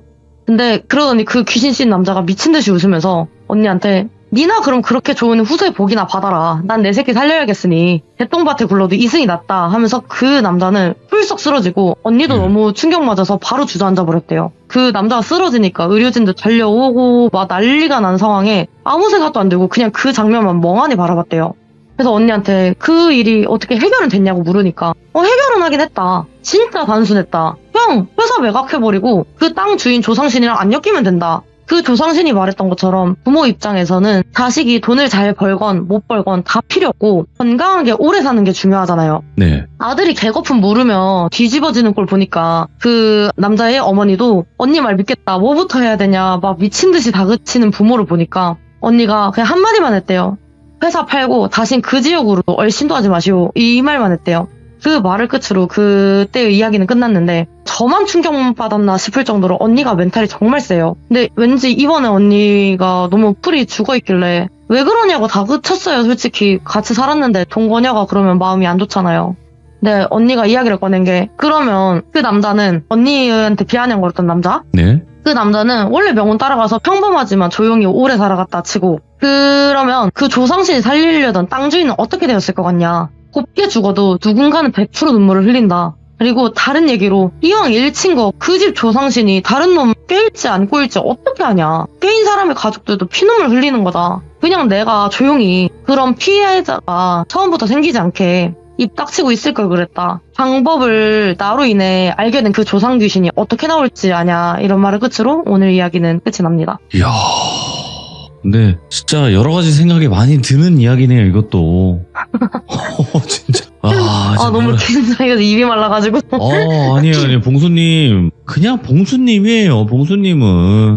예. 다행이에요. 야, 봉수는 봉수다. 예, 너무 이야기 잘 해주셨고 오늘 이야기도 또 정말 많은 생각이 든 그런 이야기였지 않았을까 싶고요. 오늘 봉수님께서도 이렇게 찾아와 주셔서 너무 뜻깊고 앞으로도 자주 와주실 거죠 이제?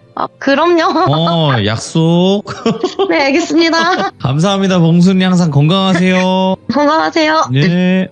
건강이 최고입니다, 여러분들. 건강만큼 중요한 게 없어요. 뭐 돈이고 나발이고 진짜 의미가 없습니다. 건강이 최고입니다. 그래서 여러분들도 환절기 감기 조심하시고 그리고 오늘 이야기도 여러분들의 생각이 분명히 있으실 거예요. 댓글 꼭 남겨주시길 바라겠습니다. 감사합니다.